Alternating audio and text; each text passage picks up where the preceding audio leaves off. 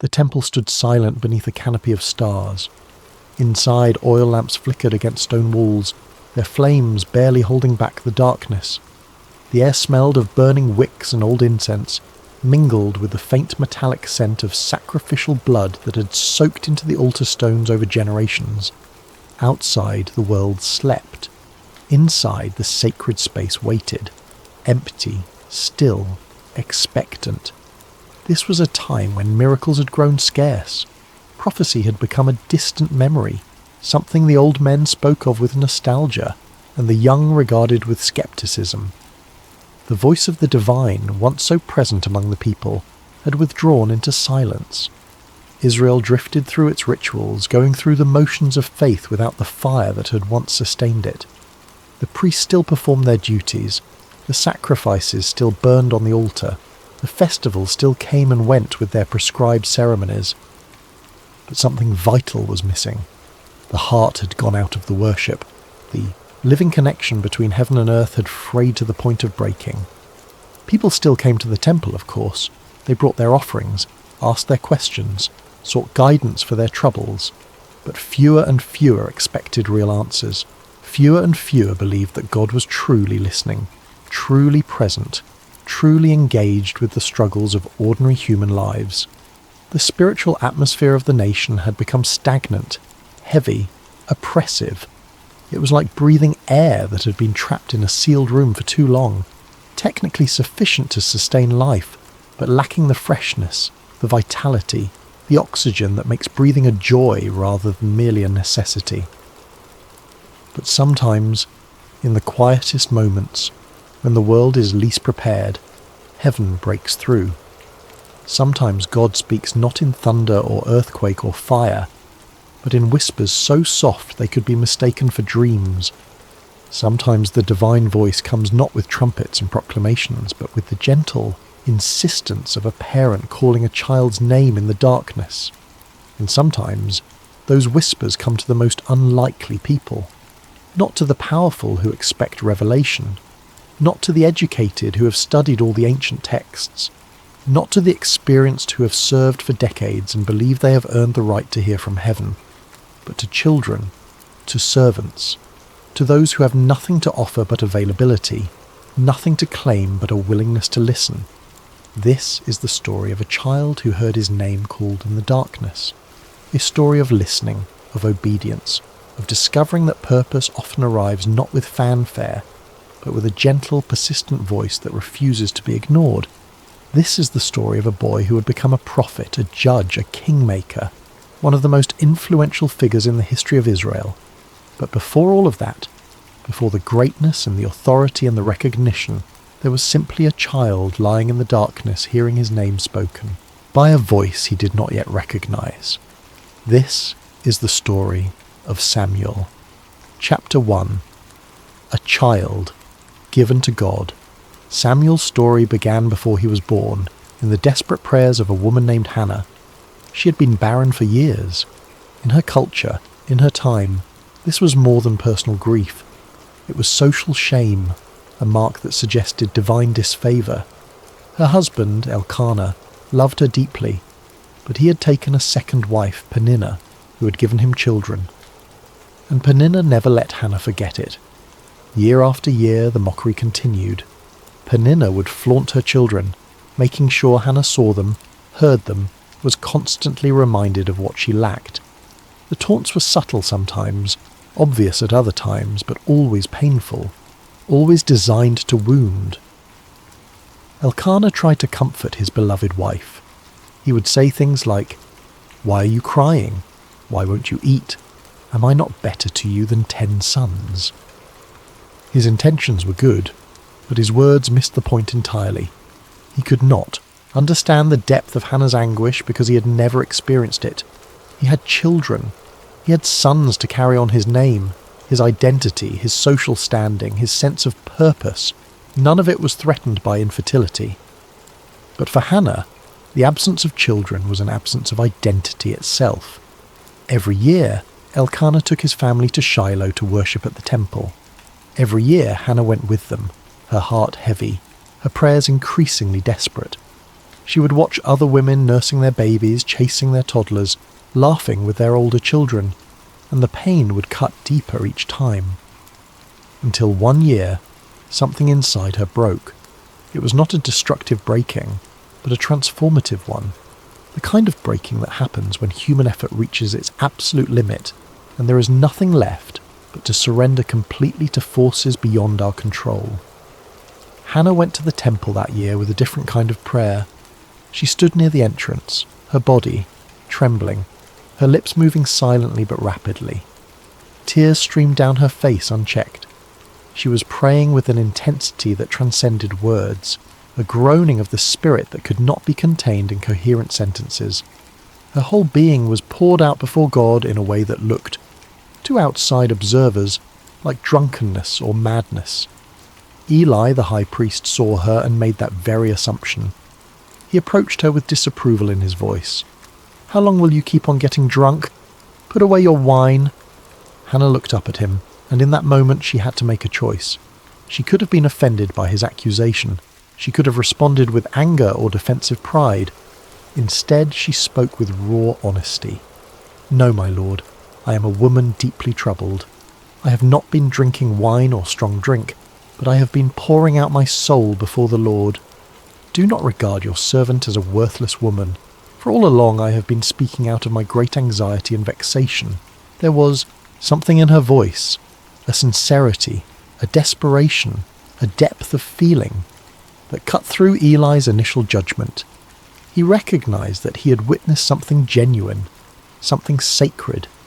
Whatever this woman was experiencing, it was real and profound. And then Hannah told him about the vow she had made. She had promised God that if he gave her a son, she would give him back. The child would belong not to her, but to the service of the temple. His entire life would be dedicated to sacred work. She would not raise him, would not watch him grow, would not enjoy the comfort and security that a son could provide in her old age. She would have him only briefly and then let him go.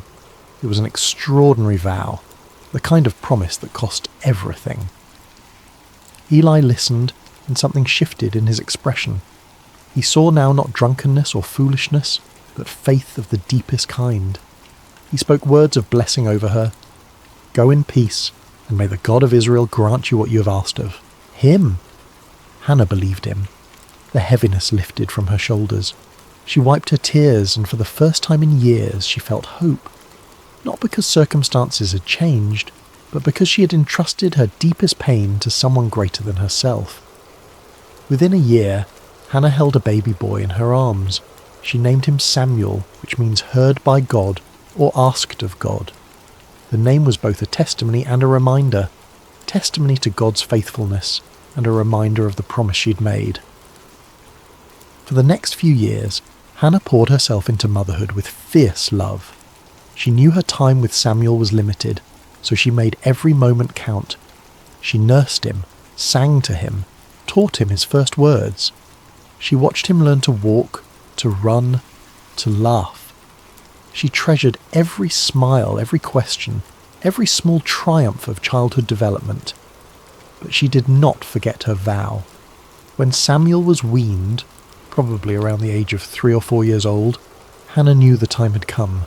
She dressed him in his best clothes, packed provisions for the journey, and set out for Shiloh. Elkanah went with her, supporting her in this impossible sacrifice, though his heart must have been breaking too. They arrived at the temple and sought out Eli. Hannah reminded him of the encounter they had shared years before. "I am the woman who stood here beside you, praying to the Lord. For this child I prayed, and the Lord has granted me my petition that I made to him. Therefore I have lent him to the Lord. As long as he lives, he is lent to the Lord." Imagine the scene. A small boy, barely past infancy, standing in the vast stone temple. His mother kneeling beside him, tears streaming down her face. Not tears of regret, but of profound gratitude and faith. She had asked for this child, and now she was entrusting him to a purpose greater than her own desire to keep him close. She was choosing God's plan over her own comfort. She was demonstrating a level of trust that defies human logic. the willingness to surrender what you love most because you believe it belongs to something greater than yourself. Eli took the boy into his care. He must have been moved by Hannah's faithfulness, impressed by her commitment to a vow that cost her everything she valued most. Hannah left the temple that day without her son, but she did not leave broken. She left singing. Her prayer that day would be remembered for generations. It was a song of reversal, of the lowly being lifted and the proud being humbled, of God's faithfulness to those who trust him, even when trust requires unbearable sacrifice. She sang of God who breaks the bows of the mighty, but gives strength to the weak, who lifts the poor from the dust and seats them with princes.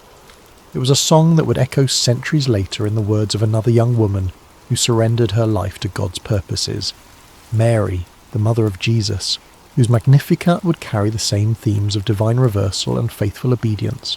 Samuel remained at the temple. His childhood would be unlike any other child's.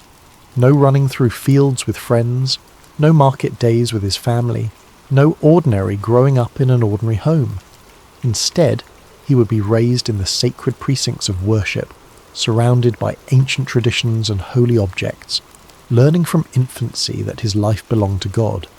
He was dedicated before he could understand what dedication meant, consecrated before he could grasp the concept of consecration, set apart for a purpose that would only become clear years later in the darkness of a quiet night. But that night was coming. Chapter 2. Life in the Temple. Samuel's days followed a quiet, predictable pattern. Each morning, before the sun rose, he would wake in the dim quarters where the temple servants slept. The air would be cool, the world still caught between night and dawn. The first birds would just be beginning their songs, their voices carrying across the silent landscape like prayers, offered to the emerging light.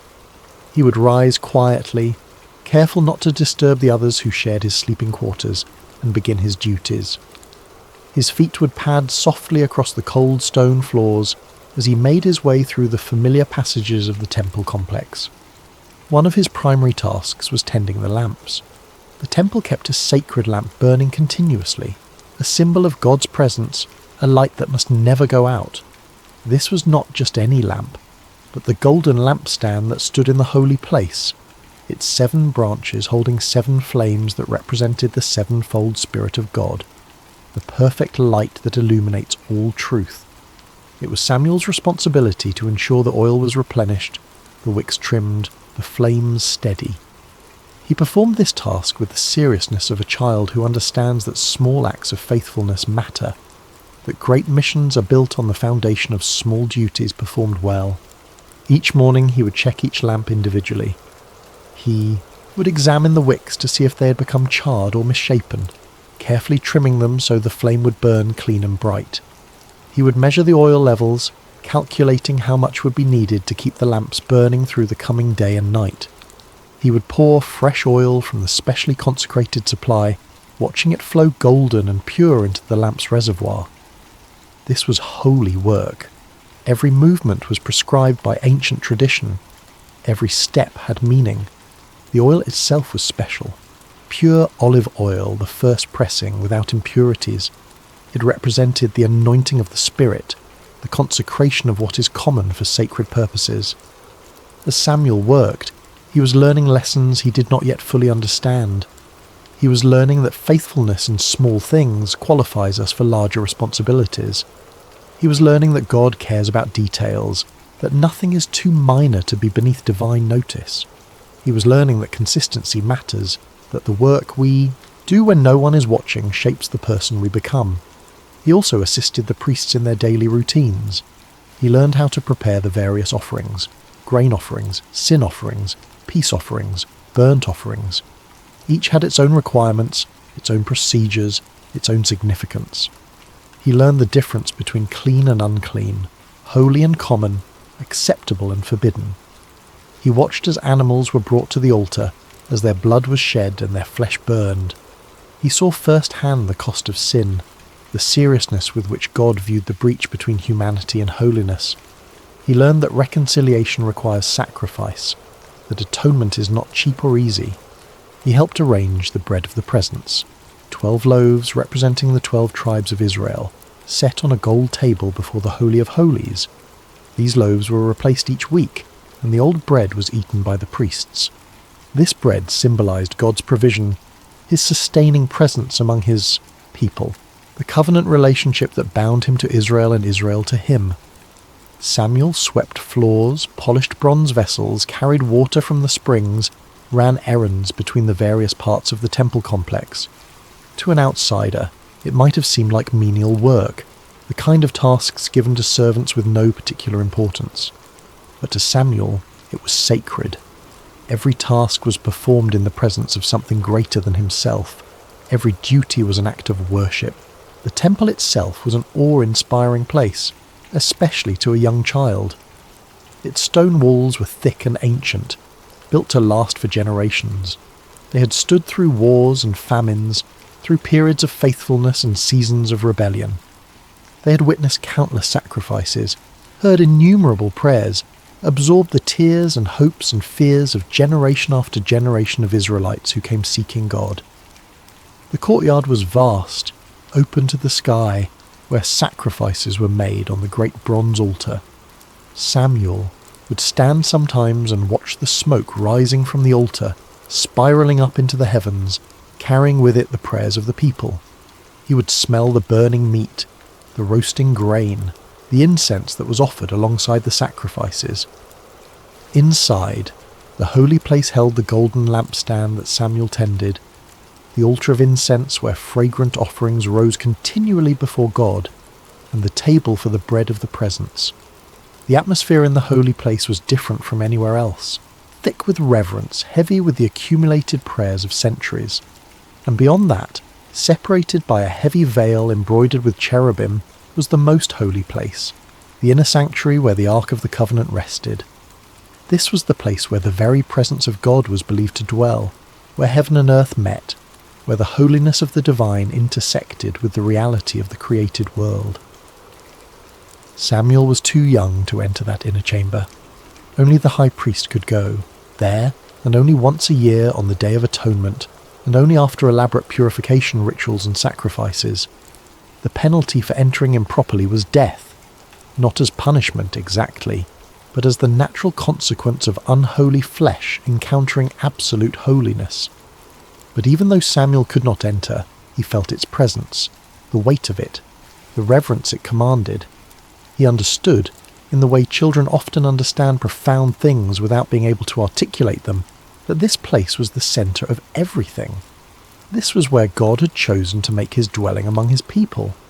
This was the heart of Israel's identity and purpose. He grew up surrounded by mystery and holiness, by traditions older than memory, by the sense that this place stood at the intersection of heaven and earth. His imagination was shaped by sacred stories, his vocabulary filled with theological concepts, his understanding of reality fundamentally grounded in the presence of the divine. But he also grew up in a time of spiritual decline, and he could not help but notice the contradiction between what the temple represented and what was actually happening within its walls. Chapter 3. A corrupt generation. Eli was a good man, but he was also a weak father. His two sons, Hophni and Phinehas, were priests by birthright. They held positions of authority and trust. They were supposed to be mediators between the people and God, spiritual leaders who guided Israel in righteousness. They wore the sacred garments, performed the holy rituals, spoke the words of blessing and absolution. But their hearts were far from God. The corruption began subtly, as corruption often does. Small compromises, minor deviations from the prescribed procedures, little accommodations to personal comfort or preference.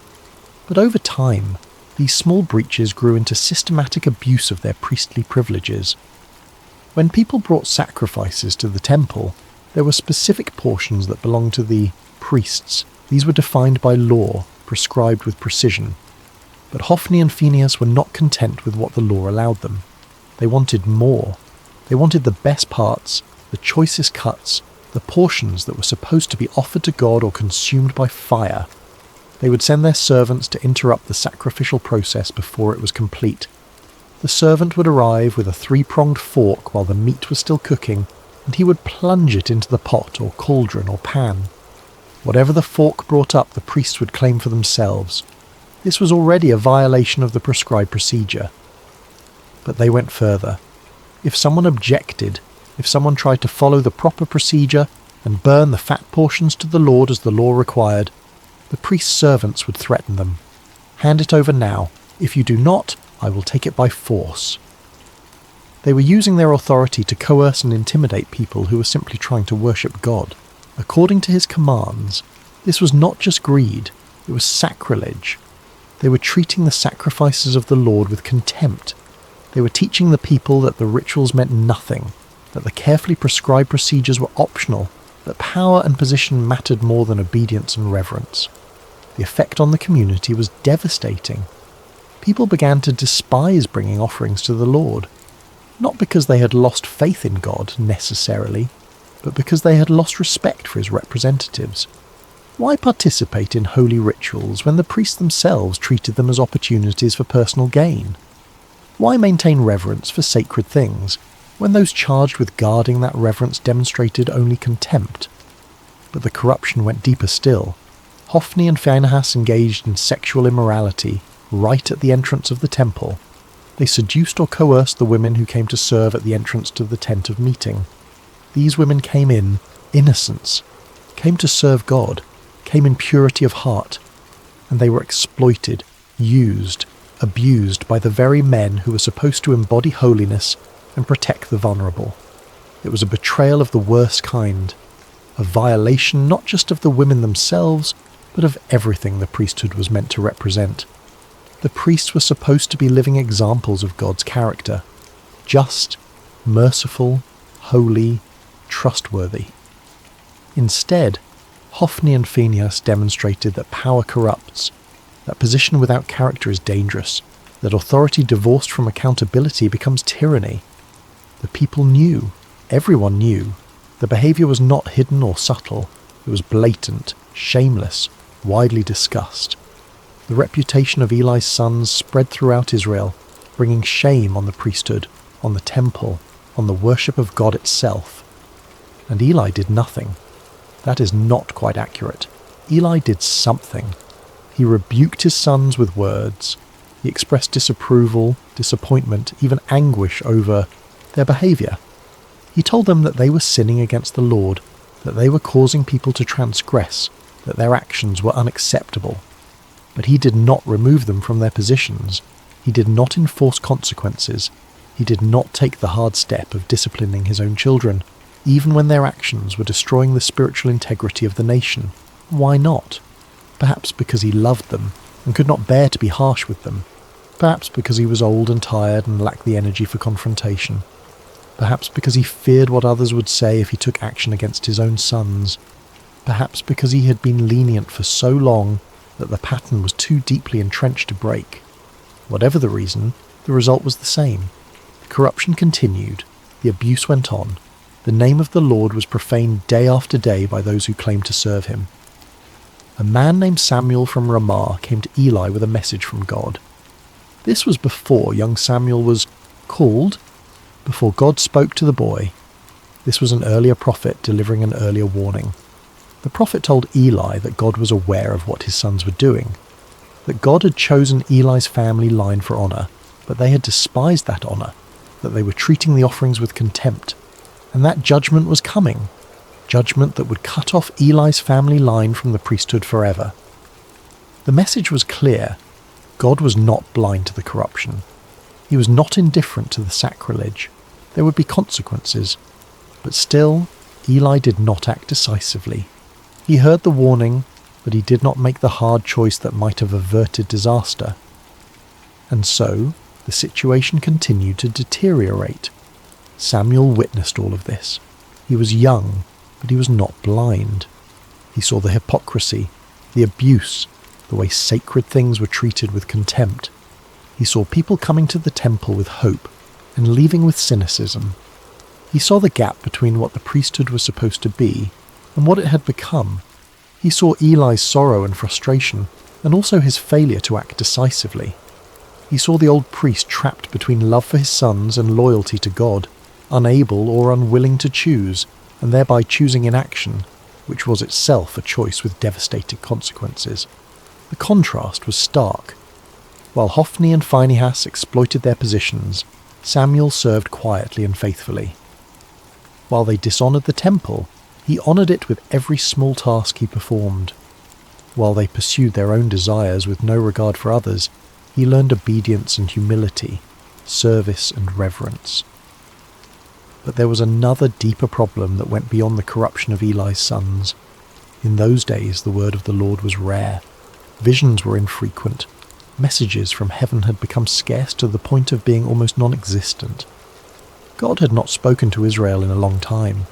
Prophecy had dried up like a stream in drought, and the people had no fresh word from God to guide them. This was not coincidence. It was not random silence. God's voice had withdrawn in response to Israel's spiritual condition. When people treat holy things with contempt, when they go through religious motions without heart commitment, when they allow corruption to flourish in the very places meant to represent divine holiness, why should God speak? Why should heaven waste words on ears that will not hear, hearts that will not respond? The silence was judgment in itself, not the final judgment, not the destruction, but a warning, the withdrawal of what Israel valued most, or should have valued most. The absence of the prophetic voice left them directionless, uncertain, vulnerable. Eli himself had not received a direct revelation in years. He served faithfully in his duties, performing the rituals with care, maintaining the traditions as best he could. But he did so in a kind of spiritual twilight, going through the motions of priesthood without the living, dynamic presence of God that had once characterized Israel's worship. He was a man doing his best in a declining age, trying to hold things together even as they slowly fell apart. He was not a villain, but he was not equal to the challenges of his time.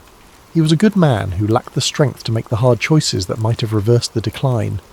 And into this broken, spiritually anemic environment, young Samuel was growing up, learning, watching, absorbing the lessons of both faithfulness and failure, being shaped by what he saw, both the way things were and the way things ought to be. He did not know it yet, but he was being prepared. His character was being formed in the crucible of a corrupt generation. His values were being shaped in contrast to the compromises he witnessed daily. His understanding of what true priesthood should look like was being refined by observing what it should not be. And then, in the middle of that spiritual darkness, God decided to speak again, not to the high priest, who had served for decades and might have expected to receive revelation, not to the experienced or the powerful or the learned, but to a child, to a boy who had nothing to offer but availability, nothing to claim but faithfulness in small things, nothing to recommend him except a willingness to listen. The night was coming when everything would change. Chapter 4. The First Call in the Night. It happened on an ordinary night, at least at first. Samuel had finished his duties for the day. The evening sacrifices had been offered, the incense had been burned, the lamps had been filled and trimmed. The last worshippers had departed, their prayers ascending like smoke into the darkening sky. The temple complex had settled into its nighttime quiet, that profound stillness that comes when sacred space is empty of human activity. Samuel had eaten his simple evening meal with the other servants and apprentices. They had talked quietly about ordinary things, the weather, the upcoming festival, some minor repair work that needed to be done in one of the storage rooms. Normal conversation, unremarkable, the kind of talk that fills the spaces between more significant moments. As the light faded, Samuel made his way to his sleeping quarters. He did not sleep in a separate room, but in a small space near the Ark of the Covenant itself, in the inner courts of the temple. This was both an honour and a responsibility. He was close to the most holy object in Israel, the physical representation of God's presence among his people. The lamp of God had not yet gone out. This phrase refers to the sacred lamp that burned in the holy place, the 7-branched lampstand that was supposed to burn continuously. The The fact that it had not yet gone out suggests it was late in the night, approaching the time when the oil would be low and the flames would begin to gutter. Samuel's last duty before sleep would be to check that lamp to ensure it would last until morning, when it could be properly refilled and retrimmed. He lay down on his mat, pulling his simple blanket around him. The stone floor was hard and cool beneath him, familiar after years of sleeping in the same spot. Through the doorway, he could see the faint glow of the lamplight, casting dancing shadows on the walls. Eli, old and nearly blind, had retired to his own quarters some time earlier. The high priest's eyesight had been failing for years, growing dimmer as the spiritual sight of the nation also grew dim. He could still perform his duties, but he required assistance for tasks that demanded precise vision. He could still lead worship, but he depended increasingly on Samuel and others to handle the details. The night was still, the kind of stillness that seems to hold its breath, waiting for something to break the silence. In the city outside the temple walls, most people slept. A few lights still burned in scattered houses where someone kept vigil over a sick family member or finished some urgent work. But mostly the world had surrendered to darkness and rest. Samuel's breathing began to slow as he drifted towards sleep. His mind wandered through the events of the day, replaying conversations, reviewing tasks completed and tasks still pending. His body relaxed, releasing the small tensions that accumulated during hours of physical work. And then he heard it. Samuel.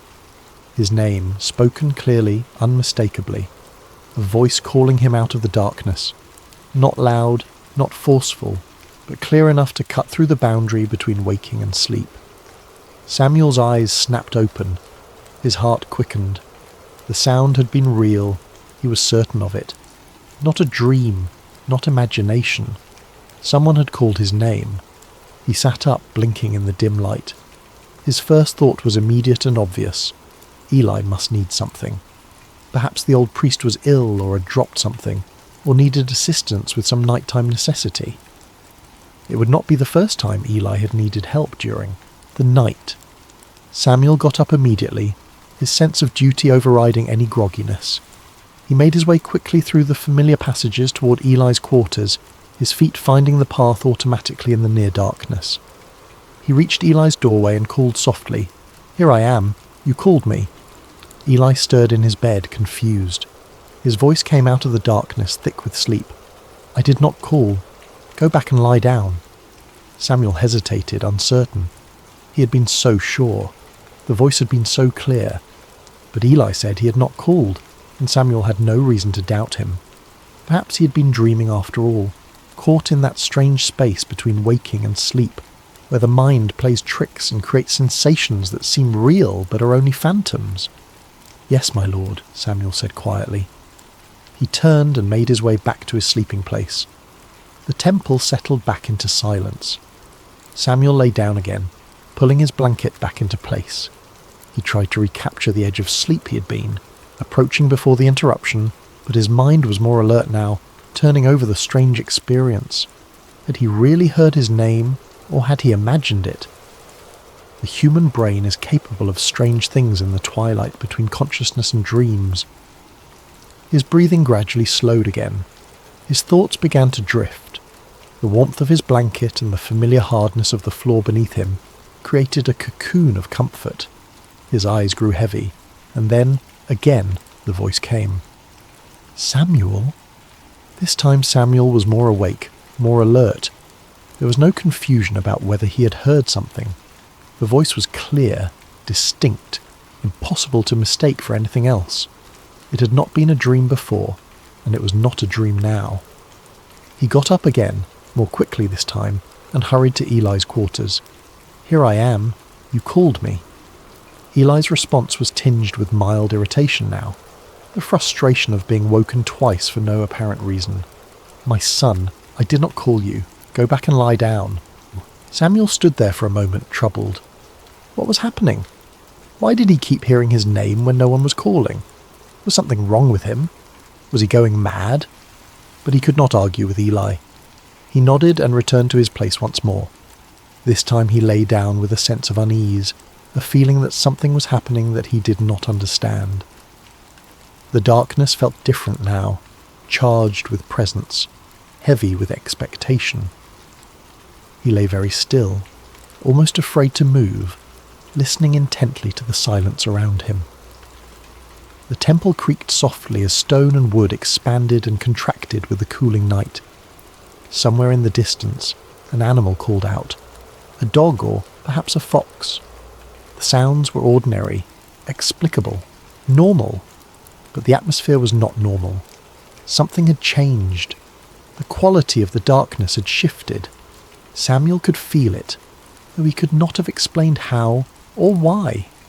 He waited, tense, alert, unsure whether he was hoping to hear the voice again or dreading it. Time passed. How long he could not say. In the darkness, without the sun's movement to mark progression, time became elastic, unreliable. Minutes could feel like hours. What seemed like a long wait might have been only moments. And then, for the third time, the voice came, Samuel. This time Samuel did not pause to question or analyse.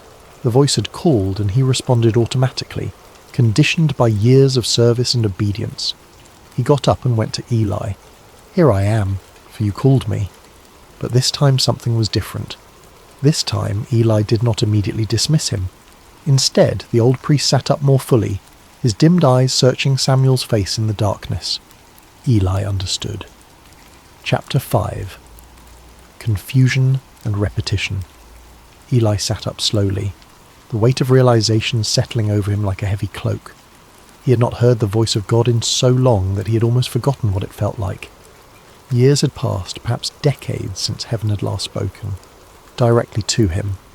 He continued his priestly duties faithfully, but he did so by rote, by tradition, by memory. The living, dynamic communication with the divine that had characterized earlier generations of priests had become, for him, a thing of the past. But he recognized the pattern now. 3 times the boy had been called. 3 times he had come, thinking it was Eli. This was not coincidence. This was not imagination. This was not the product of an overactive mind or a troubled sleep. God was calling Samuel. Eli's heart must have been a storm of emotions in that moment. Here he was, the high priest of Israel, the one who should be receiving divine revelation, the one whose position and experience and lifetime of service should have made him the obvious choice for any message from heaven. And yet God was bypassing him entirely, speaking instead to a child he had been mentoring, yes, but still just a boy, untrained in prophecy, unfamiliar with the ways God had spoken to Moses and Abraham and the patriarchs. It was humbling, perhaps even painful. There was an implicit judgment in God's choice, a suggestion that Eli himself was no longer an adequate vessel for divine communication. Whether because of his age, his failing eyesight, his inability to discipline his sons, or simply because his time had passed, God was moving on to a new generation. But to Eli's credit, he did not let pride or jealousy cloud his judgment. He did not deny what was happening or try to claim the revelation for himself. He did not minimize the experience or suggest that Samuel was confused or delusional. Instead, he recognized what was happening, and he knew what Samuel needed to do. Go and lie down, Eli said gently, his voice carrying the weight of a man who has just witnessed something momentous. And if he calls you again, say, Speak, Lord, for your servant is listening. The instruction was simple but profound. It was a formula for responding to divine initiative, a way of positioning oneself to receive revelation. It began with recognition. Lord, acknowledging the source of the voice. It continued with surrender, your servant, accepting the relationship of subordination and obedience, and it concluded with availability, listening, being ready to receive whatever message might come, however difficult or unexpected. Samuel nodded, taking in the instruction carefully. His young mind was working hard to process what Eli was telling him. God. The voice was God. Not a dream, not a human caller, but the divine voice itself, speaking to him personally, calling his name in the darkness. The weight of that realization must have been almost crushing. How does a child process the idea that the creator of the universe has taken personal interest in him? How does anyone, at any age, fully grasp what it means to be addressed directly by the infinite? Samuel returned to his place, his mind racing. The temple felt different now. The darkness was not empty. It was full of presence, of waiting, of something sacred and terrifying hovering just beyond the edge of perception. He lay down, but sleep was impossible now. Every nerve was alert, every sense heightened. He stared into the darkness, watching the faint flicker of the sacred lamp, listening to the silence that was somehow fuller and more pregnant with meaning than any sound. Minutes passed. The silence stretched out, taut as a bowstring. Samuel's heart hammered in his chest. His mouth was dry. His hands trembled slightly beneath his blanket, and then it came. Not just the voice this time, but a presence. The sense of someone standing near, of space being occupied by a being whose very existence bent reality around it. The atmosphere grew thick, heavy, charged with power that made the air itself feel different. God himself coming near. Not as an abstract concept or distant deity, but as a person approaching, drawing close, making himself present in a way that was undeniable and overwhelming. The voice came, and this time it was doubled, as if to emphasize the importance of the moment, to ensure there could be no confusion about who was speaking. Samuel, Samuel. The repetition carried weight. In Hebrew culture, to repeat a name was to express urgency, intimacy, or emphasis. When God called Abraham at the moment of the angel's intervention with Isaac, he said, "Abraham, Abraham." When Moses stood before the burning bush, God said, "Moses, Moses." The repetition marked these moments as pivotal, transformative, world-changing. This time Samuel did not run to Eli. This time he understood. This time he was ready, or as ready as anyone can be for such an encounter. He took a breath, his voice trembling slightly, and spoke the words Eli had taught him. "Speak, for your servant is listening." Chapter 6. Recognition. The moment those words left Samuel's lips, everything changed. The voice that had called him 3 times before, the voice he had mistaken for Eli's, now spoke with full, undeniable authority. There was no ambiguity, no room for misinterpretation. This was not a dream. This was not imagination. This was not the product of an overactive mind or youthful confusion. This was the voice of the living God, addressing him directly, personally, intimately, calling him into a mission he could not yet comprehend, entrusting him with a message he could not yet understand the full implications of. God spoke, and what he said was not easy to hear.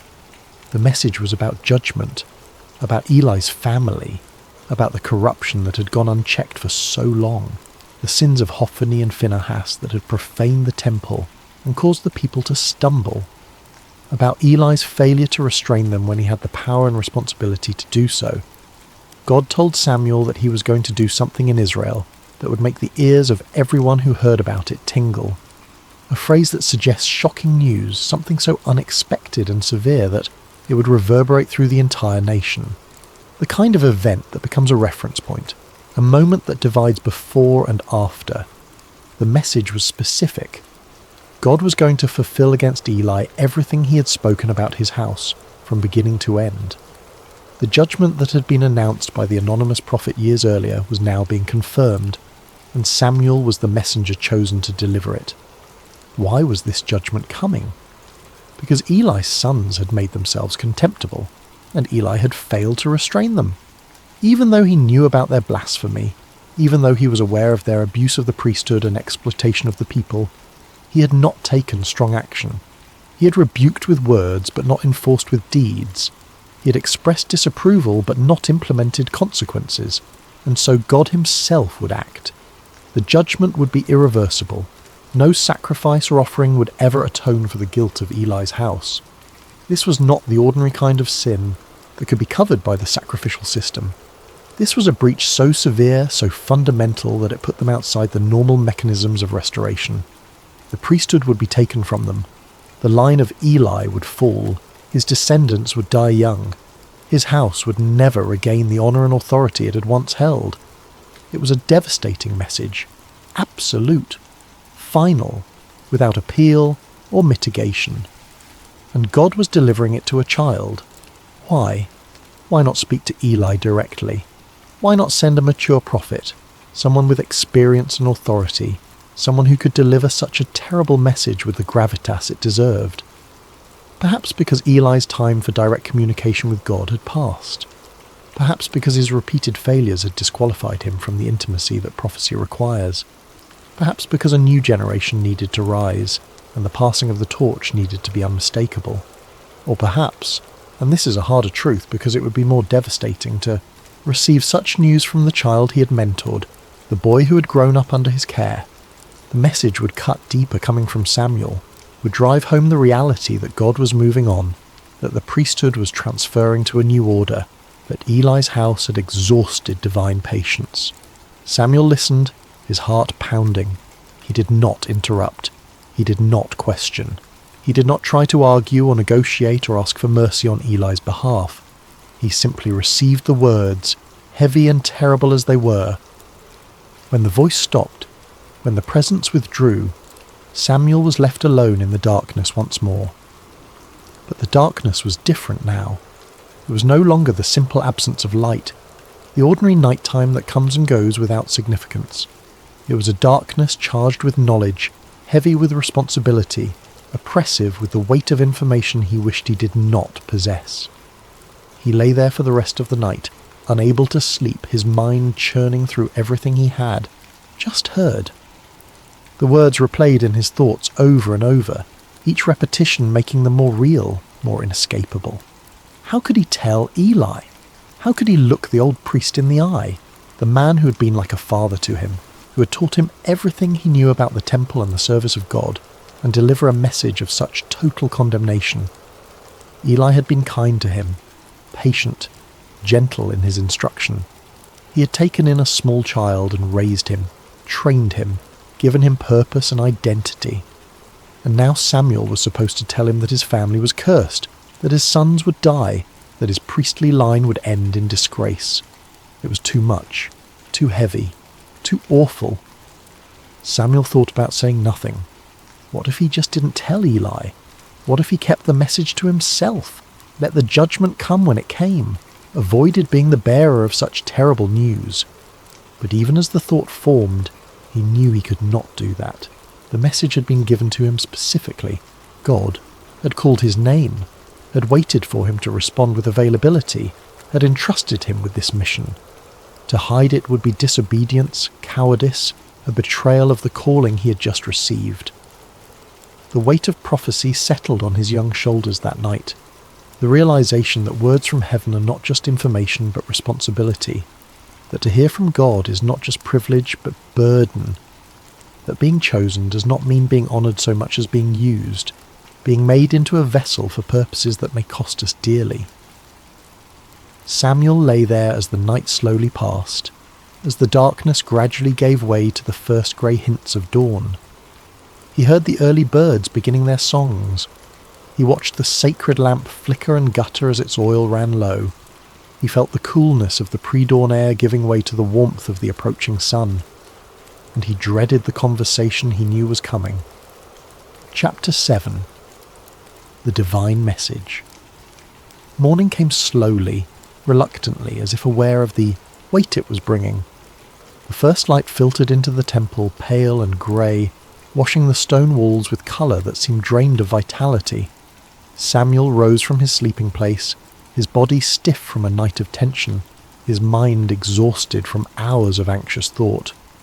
He went about his usual duties with mechanical precision. His hands performed the familiar tasks while his mind remained elsewhere, trapped in the terrible knowledge he possessed. He opened the doors of the temple, allowing the early morning light to flood into the sacred spaces. He tended the lamps, refilling the oil that had burned low overnight, trimming the wicks that had become charred and misshapen. He swept the floors, arranged the utensils for the morning sacrifice, prepared for the day's rituals. But everything felt different. Every familiar action carried new weight. He was no longer just Samuel the temple servant. Samuel the child learning his duties. He was Samuel the prophet, Samuel the messenger of divine judgment, Samuel who carried in his young heart words that would reshape the future of Israel's priesthood. Other servants and priests moved through the temple, beginning their own morning routines. They greeted Samuel with their usual casual friendliness, unaware that anything had changed. To them, this was just another ordinary morning, another day of the same duties they had performed yesterday and would perform tomorrow. Samuel responded to their greetings automatically, his voice sounding strange in his own ears. He avoided eye contact, afraid that his face would betray the turmoil he felt, that somehow they would be able to see the message written across his features. He moved through his tasks slowly, stretching them out, delaying the inevitable moment when he would have to face Eli. But the temple was not so large, the morning duties not so numerous, that he could avoid the high priest forever. Eli, for his part, had also been awake much of the night. He too knew something significant had happened. He had sent Samuel back to receive a message from God, and he knew with certainty that a message had been delivered. The question was, what had God said? Part of Eli already knew, or at least suspected. The previous prophet had already announced judgment on his house. Eli had lived for years with the knowledge that his failures as a father had spiritual consequences, that his inability to discipline his sons would not go unnoticed by heaven. He had watched them destroy the reputation of the priesthood, abuse their positions, exploit the vulnerable, and he had done too little, too late. So in some sense he was prepared for bad news. But knowing judgment is coming, and hearing it confirmed are two different things. The abstract becomes concrete, the theoretical becomes personal, the distant future suddenly feels imminent. Eli waited until Samuel had finished his morning tasks. He watched the boy move through the temple, noting his avoidance, his reluctance, the way he kept his head down and his interactions minimal. Eli recognized the signs of someone carrying a burden too heavy for their shoulders. Finally, Eli called him over. His voice was gentle but firm, the tone of someone who knows he must face difficult truth and is determined to do so with courage. "Samuel, my son." Samuel approached slowly, his feet feeling like lead, his throat tight. "Here I am." Eli looked at him with eyes that could no longer see clearly, but somehow still perceived deeply. There was love in his gaze, and sorrow, and a kind of resigned acceptance. "What did the Lord say to you?" Eli asked. Then, before Samuel could speak, he added weight to the question, making it not just a request, but a solemn charge. "Please do not hide it from me.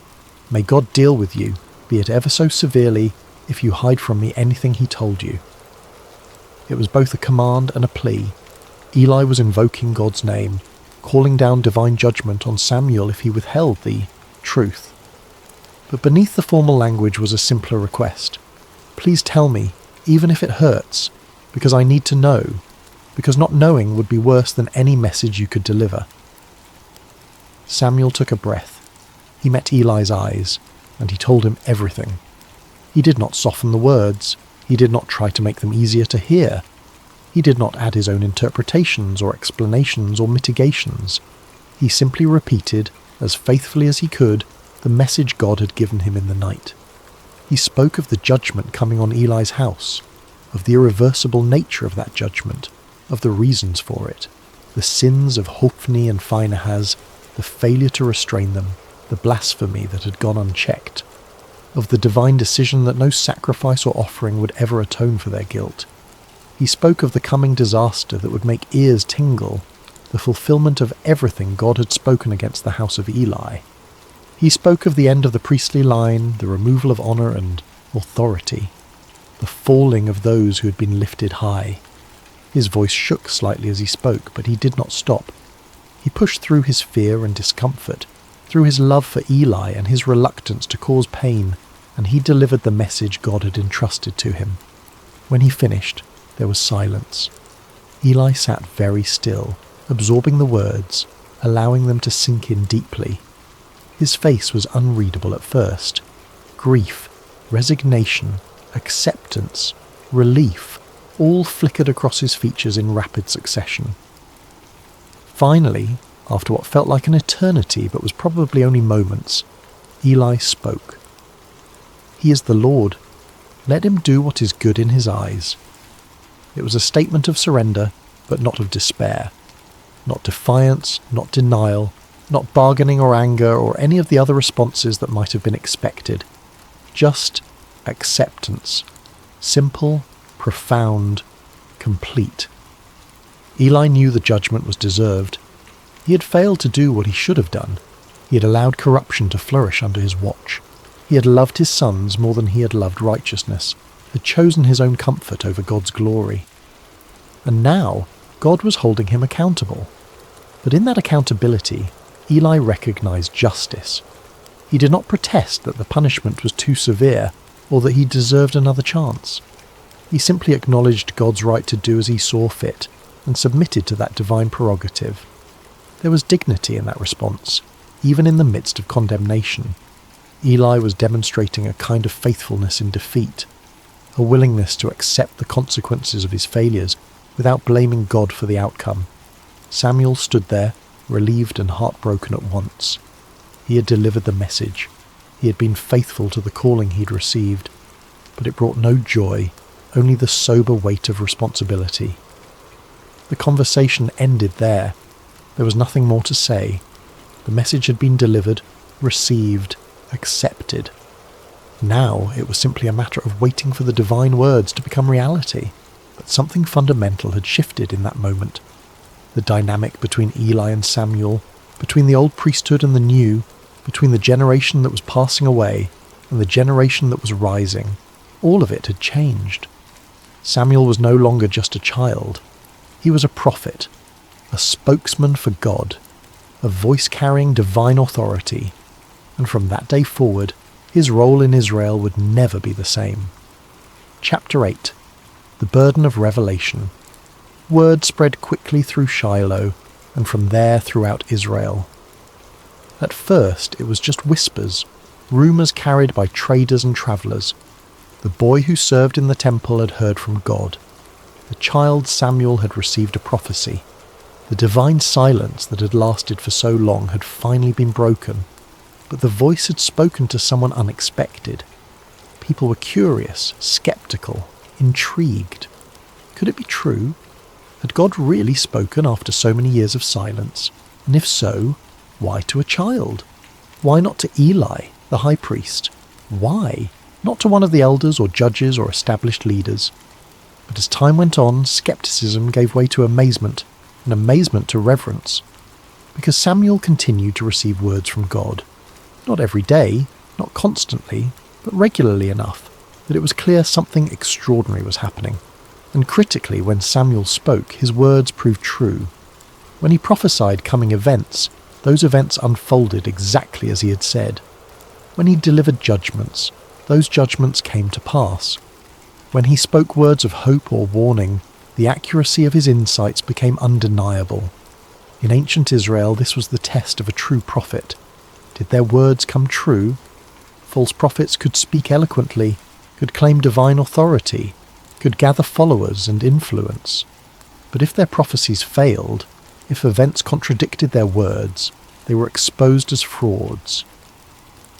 Samuel's words never failed.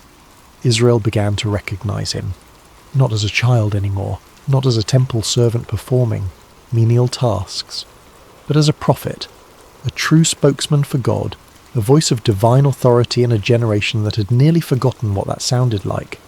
He grew in stature and in favour with both God and the people. This phrase, echoing the description that would later be used of Jesus, captures something essential about Samuel's development.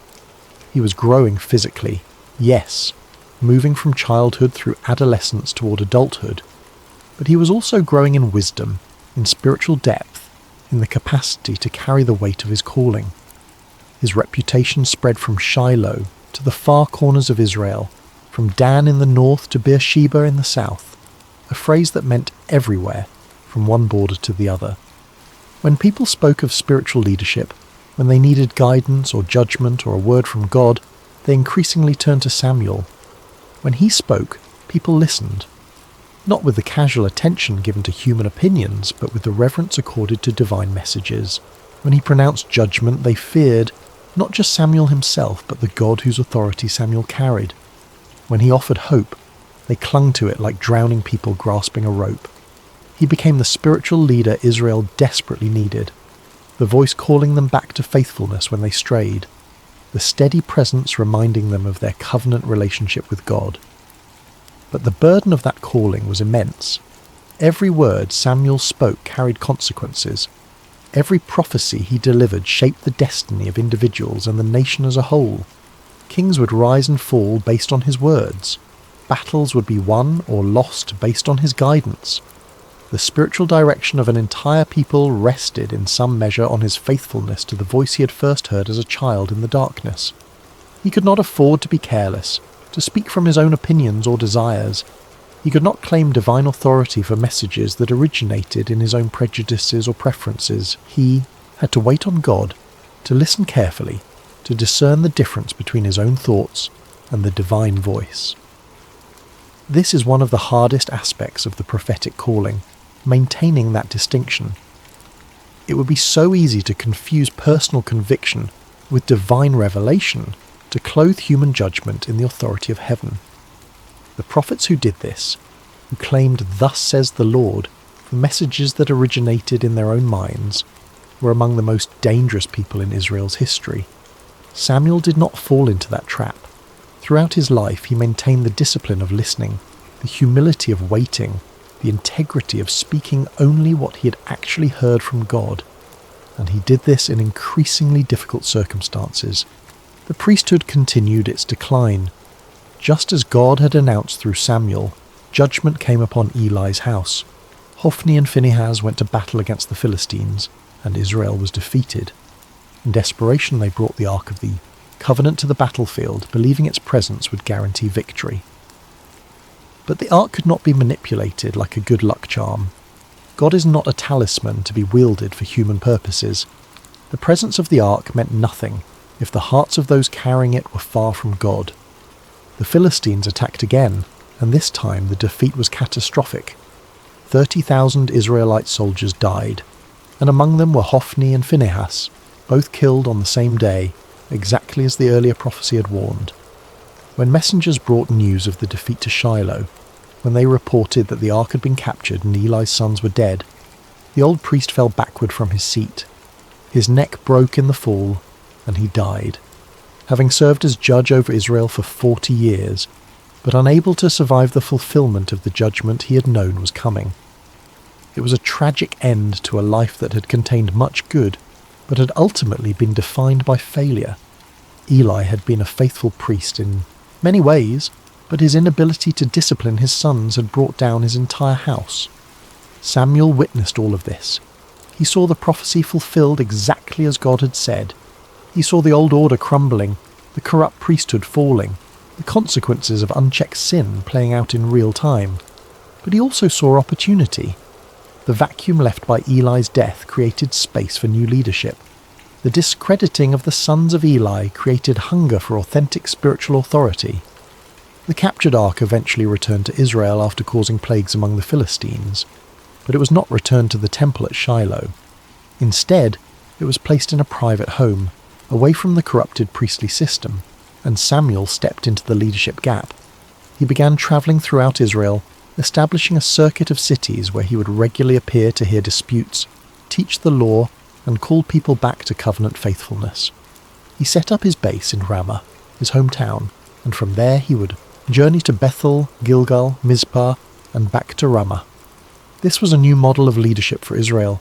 Samuel was not based in a single temple, not tied to the inherited priesthood, not dependent on the old structures.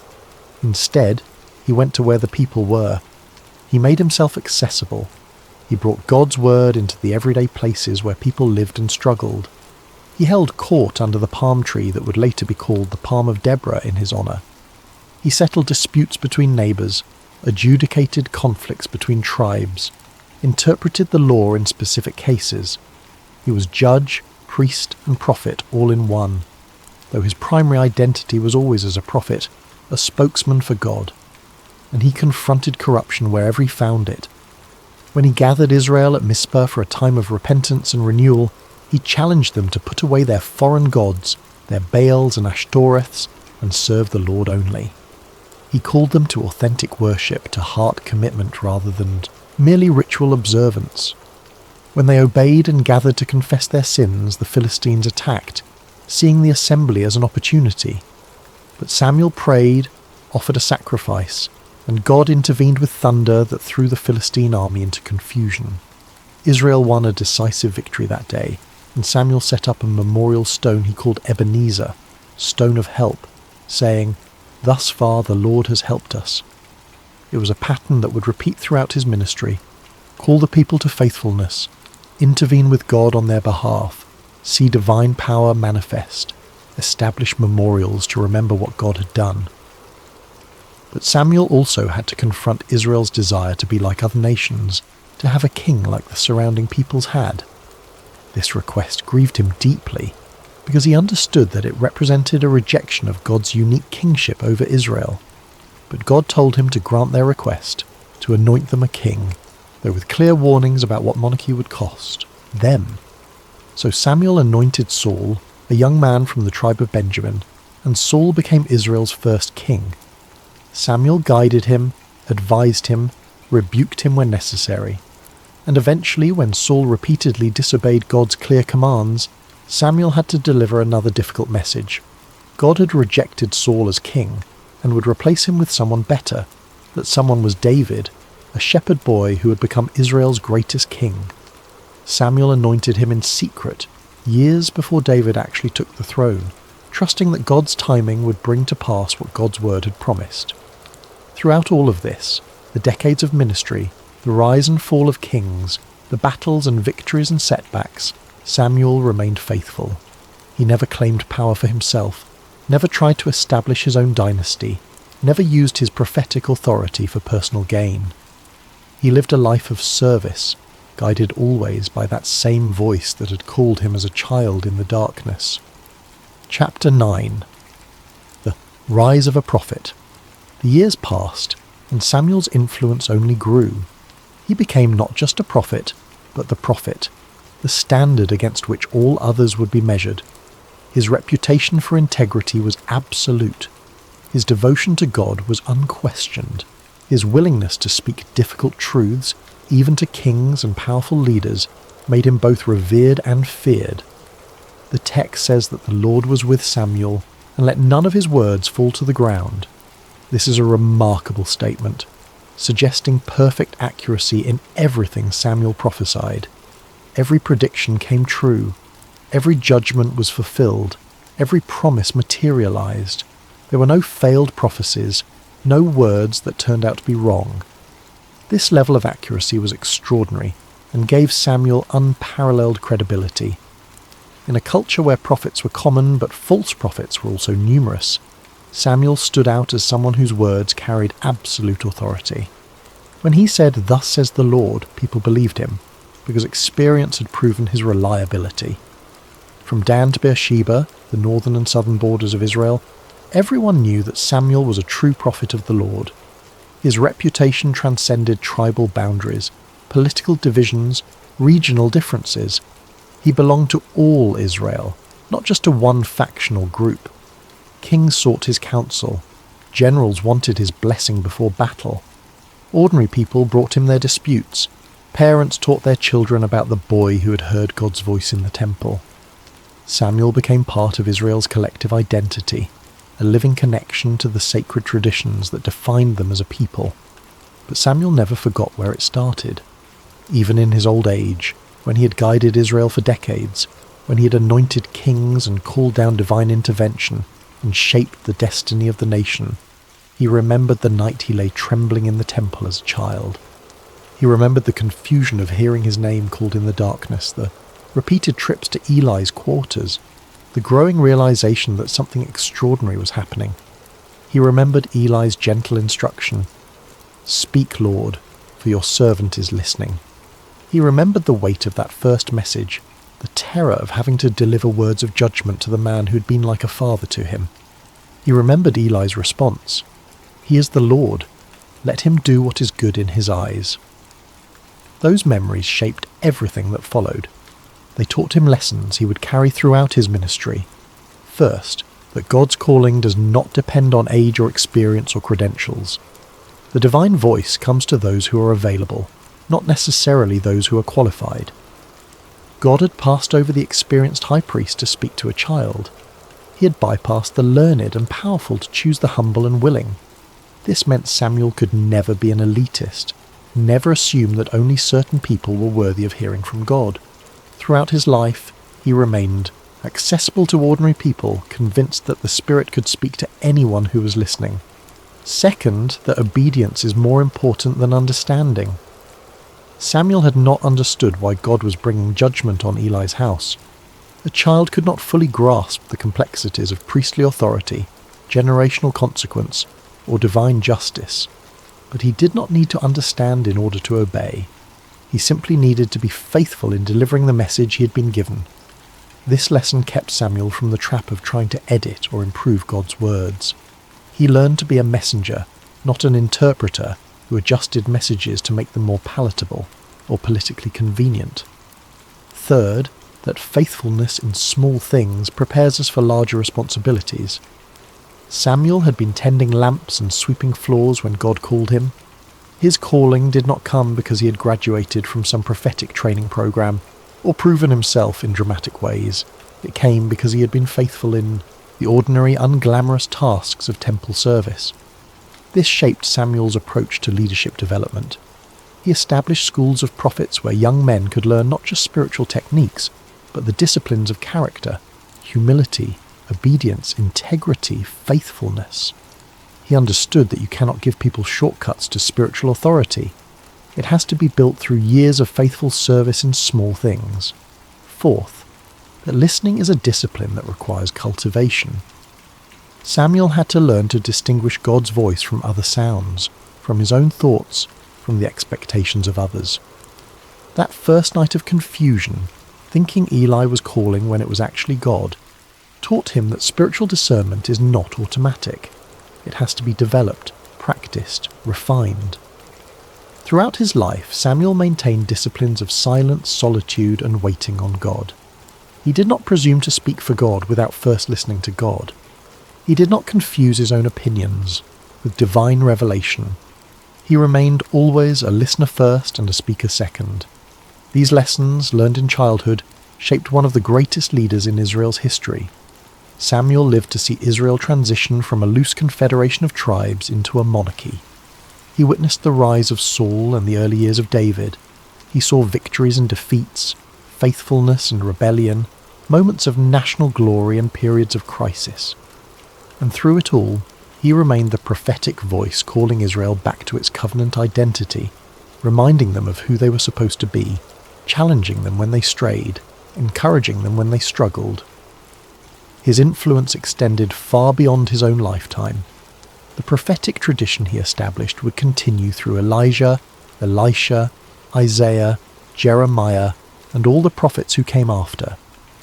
The model of leadership he embodied, servant-hearted, God-focused, committed to truth regardless of personal cost, would shape Israel's understanding of authentic spiritual authority. When Samuel finally died, all Israel assembled and mourned for him. They buried him at his home in Ramah, and the text says that they lamented him. This was not just ceremonial respect for a leader who had passed. It was genuine grief for someone who had loved them, guided them, shaped their national identity. Even Saul, who had been rejected as king through Samuel's words and had grown to resent the prophet's influence, mourned his death. Later, in desperation before his final battle, Saul would try to contact Samuel's spirit through a medium, a forbidden practice that revealed both Saul's spiritual bankruptcy and his recognition that Samuel, even in death, remained the most credible voice on divine matters. But Samuel's greatest legacy was not just the offices he held, or the kings he anointed, or the battles he won through prayer. His greatest legacy was the model he provided of what it means to hear and respond to God's voice. He showed that the divine call can come to anyone, at any age, in any circumstance. That what matters is not our credentials, but our availability. that obedience shapes character in ways that preparation alone cannot, that listening is the foundation of all authentic service. He demonstrated that faithfulness is built through years of small acts of obedience, not through dramatic gestures or momentary heroics. That character matters more than talent. That integrity is worth more than influence. And he proved that the voice that calls us in our youth can sustain us through an entire lifetime of service, if we continue to listen, continue to obey, continue to respond with the simple, profound words he first spoke as a child. Speak, for your servant is listening. Epilogue. The God who still calls. Samuel's story is more than ancient history, more than an inspiring tale about a child who became a prophet. It is a window into the character of God and the nature of calling. It reveals a God who speaks, not just in the distant past to patriarchs and prophets of old, but continually, persistently, seeking hearts that are willing to listen. The question has never been whether God is speaking, but whether we are positioned to hear. Samuel's story teaches us that God's voice does not always come in the ways we expect. We might assume divine communication requires dramatic circumstances, visions of fire, angelic visitations, audible thundering from heaven, and sometimes God does speak in those ways. But more often, much more often, the divine voice comes quietly, in the ordinary circumstances of our lives. It came to Samuel in the routine of his daily work, in the middle of the night, when he was simply sleeping in his usual place. There was nothing spectacular about the setting, nothing that announced this would be a life-changing moment, just a voice calling his name in the darkness. The same pattern repeats throughout Scripture. God spoke to Moses from a bush that was burning, but not consumed. Strange, yes, but Moses had to turn aside from his ordinary shepherding to notice it. God spoke to Elijah not in the earthquake or fire or wind, but in a quiet whisper after the dramatic phenomena had passed.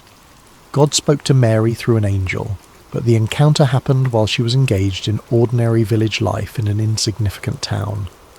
God spoke to the shepherds through heavenly hosts, but they were just doing their regular night shift work when the sky opened. The pattern suggests that God is far more interested in our availability than in our circumstances. He will speak in dramatic ways when necessary, but he doesn't require them. He will meet us where we are, in the midst of our normal lives, if we are listening. Samuel's story also reveals that God's calling does not depend on our credentials or qualifications. Samuel was not chosen because of his education, his family background, his demonstrated abilities, or his spiritual maturity. He was a child. He had no resume, no track record, no accomplishments to point to. What he had was availability, willingness to listen, and obedience when the call came. This is profoundly encouraging for those of us who feel inadequate to the tasks before us. We look at our limitations, our lack of training, our limited experience, and we assume God must be looking for someone more qualified. But God's pattern, shown repeatedly throughout Scripture, is to choose the unlikely precisely because their success will clearly be attributed to divine power rather than human ability. He chose Moses, who had a speech impediment, to be his spokesman. He chose Gideon, who was hiding in a winepress, to be a mighty warrior. He chose David, who was too young to even be considered among his brothers, to be king. He chose Mary, a teenage girl from nowhere, to bear his son. And he chose Samuel, a child sleeping in the temple, to be the prophet who would shape a generation. The takeaway is not that qualifications don't matter. Samuel's years of faithful service in the temple prepared him in ways he didn't recognize at the time. But qualifications are not the primary factor. What God looks for is availability, teachability, willingness to respond. Another crucial lesson from Samuel's story is that obedience is more important than understanding. Samuel did not fully comprehend the message he was given. How could a child grasp the full implications of divine judgment on the priesthood? How could he understand the political and spiritual consequences that would follow from what he was being told? But he didn't need to understand in order to obey. He just needed to be faithful in delivering the message he had received, trusting that God knew what he was doing even when Samuel himself was confused or frightened. This challenges our modern insistence on having complete information before we act. We want to understand fully, to see the whole picture. to have answers to all our questions before we commit to a course of action. But faith often requires moving forward with incomplete understanding, trusting that the one who called us will guide us through the uncertainties. Samuel's first message was terrifying to deliver. It would have been entirely natural for him to decide he needed more maturity, more training, more clarity before taking on such a weighty responsibility. But God did not give him the luxury of waiting until he felt ready. The call came, and the response needed to be immediate. This is a pattern many of us experience. We receive a sense of calling to a particular work, a specific ministry, a challenging conversation, a difficult decision, and we want to delay until we feel more prepared. But often, that feeling of readiness never comes. We have to step forward in faith, trusting that God will provide what we need as we need it, not all at once in advance. Samuel's story also demonstrates that faithfulness in small things prepares us for larger responsibilities. His calling didn't begin the night God spoke to him. In a sense, it began years earlier, when his mother dedicated him to temple service. It continued through all the mundane tasks he performed, tending lamps, sweeping floors, running errands. Those ordinary acts of service, performed faithfully over years, shaped his character in ways that prepared him for the extraordinary moment when God finally spoke. We tend to think of preparation for significant ministry in terms of education and training programs, important as those can be. But Samuel's preparation was primarily about character formation through faithful service in unglamorous tasks. This has profound implications for how we approach everyday life. The work we're doing right now, even if it seems insignificant, is preparation for something. The way we handle small responsibilities reveals whether we can be trusted with larger ones. The character we develop in private will be tested in public. Samuel learned to be faithful in the little things before God gave him bigger things. He learned to listen in the ordinary before God spoke in the extraordinary. He learned to serve without recognition before God placed him in a position of visibility. Finally, Samuel's story reminds us that God is still calling today. The voice has not stopped. The divine initiative has not ceased. The God who called prophets in ancient Israel is still seeking those who will listen and respond. But the world has grown very loud. We are surrounded by noise, physical noise from technology and entertainment, but also the noise of competing voices and endless opinions and constant demands on our attention. In this cacophony, it is easy to miss the quiet voice calling our name.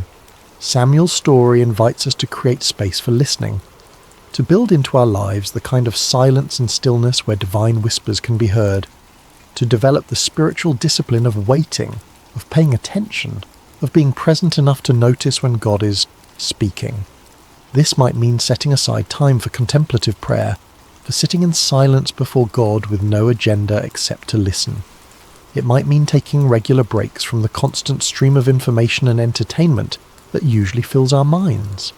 It might mean cultivating awareness throughout the day, checking in periodically to ask, is God trying to say something to me right now?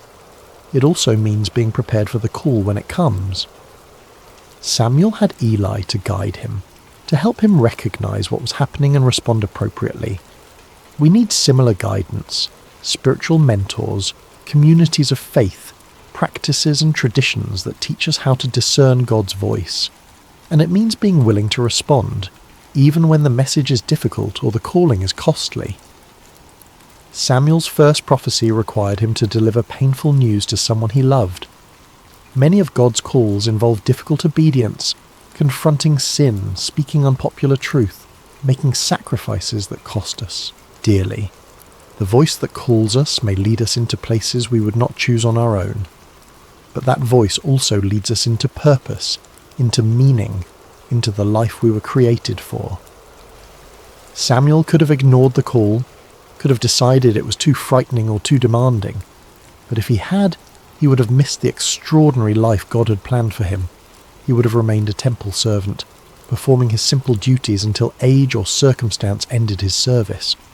Instead, because he responded to the voice in the darkness, he became a prophet who shaped a nation, a leader who guided Israel through one of its most critical transitions, a man whose influence extended far beyond his own lifetime. The same opportunity lies before each of us. Somewhere in the noise and busyness of our lives, a voice is calling our name. It may come in the middle of the night, or in a moment of stillness during an ordinary day. It may come through scripture, through the words of a friend, through circumstances that seem to align in ways that feel more than coincidental. The question is not whether God speaks. The question is whether we are listening. Will we respond like Samuel, with humility and readiness? Will we say, "Speak, for your servant is listening"? Will we be willing to deliver difficult messages, to step into uncomfortable callings, to trust that the one who calls will also provide what we need to fulfill the call? Or will we turn over, pull the blanket higher, and go back to sleep? Will we dismiss the voice as imagination, as coincidence, as something that couldn't possibly be meant for us? Will we wait for a more convenient time, a better circumstance, a moment when we feel more prepared? The voice is still calling. It is calling in the silence we often overlook, in the ordinary moments we think are too small to matter, in the darkness we fear, and in the light we take for granted. God is still calling, and he is still choosing the unlikely, the overlooked, the unprepared, those who are simply willing to say yes. May we have the courage to respond. May we have the humility to listen. May we, like Samuel, discover that the voice calling our name in the night is not a disturbance, but an invitation into purpose, into mission, into a life far greater than we ever imagined. The God who called a child in the darkness is calling still. His voice echoes through the centuries, carried in scripture and whispered in prayer, manifested in circumstances and confirmed in community.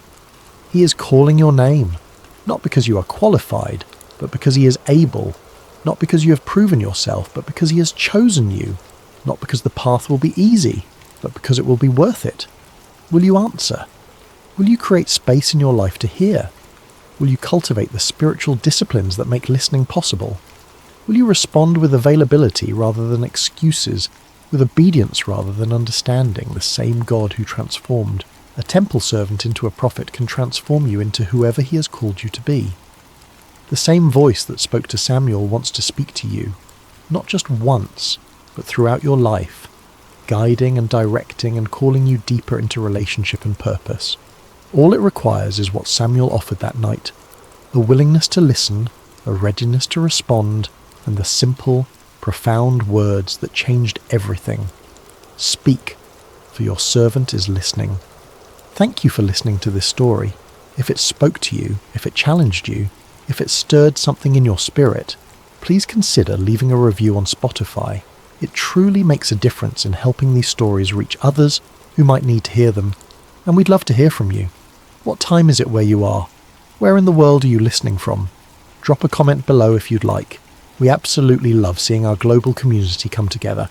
Until next time, may you find peace in the silence. May you discover that the quiet moments are not empty but full of possibility. May you learn to distinguish the voice of God from all the other voices competing for your attention. And may you always, always listen for the voice that calls your name. Sleep well.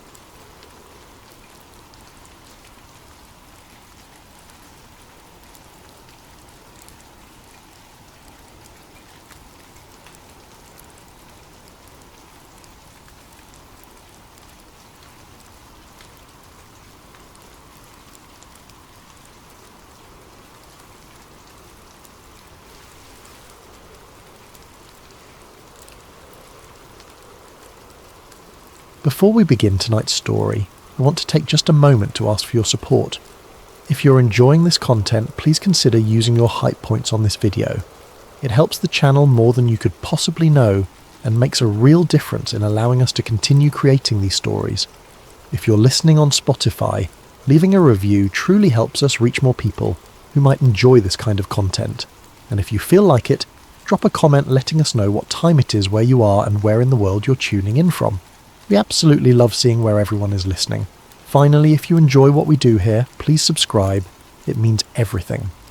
Now, let's get into tonight's story. There are moments in history that echo louder than thunder. Moments when kingdoms rise and fall on the edge of a sword. But sometimes, the most powerful acts happen in silence. Far from the crowds, far from the monuments, far from anyone who might record them. This is a story about one of those moments. A story about an old man who changed the course of a kingdom without ever lifting a weapon, without ever seeking fame, without ever asking for anything in return. His name was Barzillai, and what he did would reveal something profound about faith, loyalty, and the kind of service that God remembers even when the world forgets. Chapter 1. A Kingdom in Chaos. The roads leading out of Jerusalem were choked with dust and desperation. King David, the man who had slain Goliath, the warrior poet who had united a fractured nation, was running for his life. Not from a foreign army, not from invaders at the gate, from his own son. Absalom had turned the hearts of Israel against his father. What began as whispers of dissent had grown into open rebellion. The prince was young, charismatic, beautiful in appearance and persuasive in speech. He had stood at the city gates, listening to grievances, promising justice, slowly building a coalition of the disaffected and ambitious. And then he struck. The rebellion came swiftly. Absalom declared himself king in Hebron, and thousands rallied to his banner. David, caught off guard by the speed and scale of the uprising, made a decision that shocked his closest advisors. He fled. He left Jerusalem behind, taking with him only those who remained loyal. The Cherethites and Pelethites, his personal guard, a few hundred soldiers, priests carrying the Ark of the Covenant, servants, wives, children, a caravan of the displaced moving east through the Kidron Valley, climbing the Mount of Olives with their heads covered in mourning. David wept as he walked barefoot up the mountain, a king without a throne, a father betrayed by his own blood. The city he had claimed for God now belonged to his enemy. The throne he had been promised as eternal now seemed impossibly fragile. Behind him, Jerusalem fell into Absalom's hands without a single arrow fired. The transition was seamless, terrifyingly efficient. Absalom moved into the palace, declared his kingship before the people, and began consolidating power with the kind of brutal pragmatism that left no room for mercy. David's group moved east, toward the wilderness, toward the Jordan River. They were exhausted. Many had fled with nothing but the clothes on their backs. Food was scarce, water was rationed, children cried. The elderly struggled to keep pace. This was not an army on the march. This was a people in exile. The journey toward the Jordan was grueling in ways that went beyond physical exhaustion. Every step away from Jerusalem felt like a step away from legitimacy. The city was not just the capital. It was the symbol of everything David had built, the place where the ark rested, the centre of worship, the seat of God's chosen king. Leaving it meant leaving behind more than stone and wood. It meant abandoning the visible proof of God's favour, the tangible evidence that David's kingship was real and ordained and permanent. Now, walking through the wilderness with a handful of loyalists, that certainty seemed distant. The promises felt abstract. The covenant appeared fragile. David's closest companions watched him with concern. They had seen him face armies without flinching. They had watched him spare Saul's life twice when killing him would have been justified.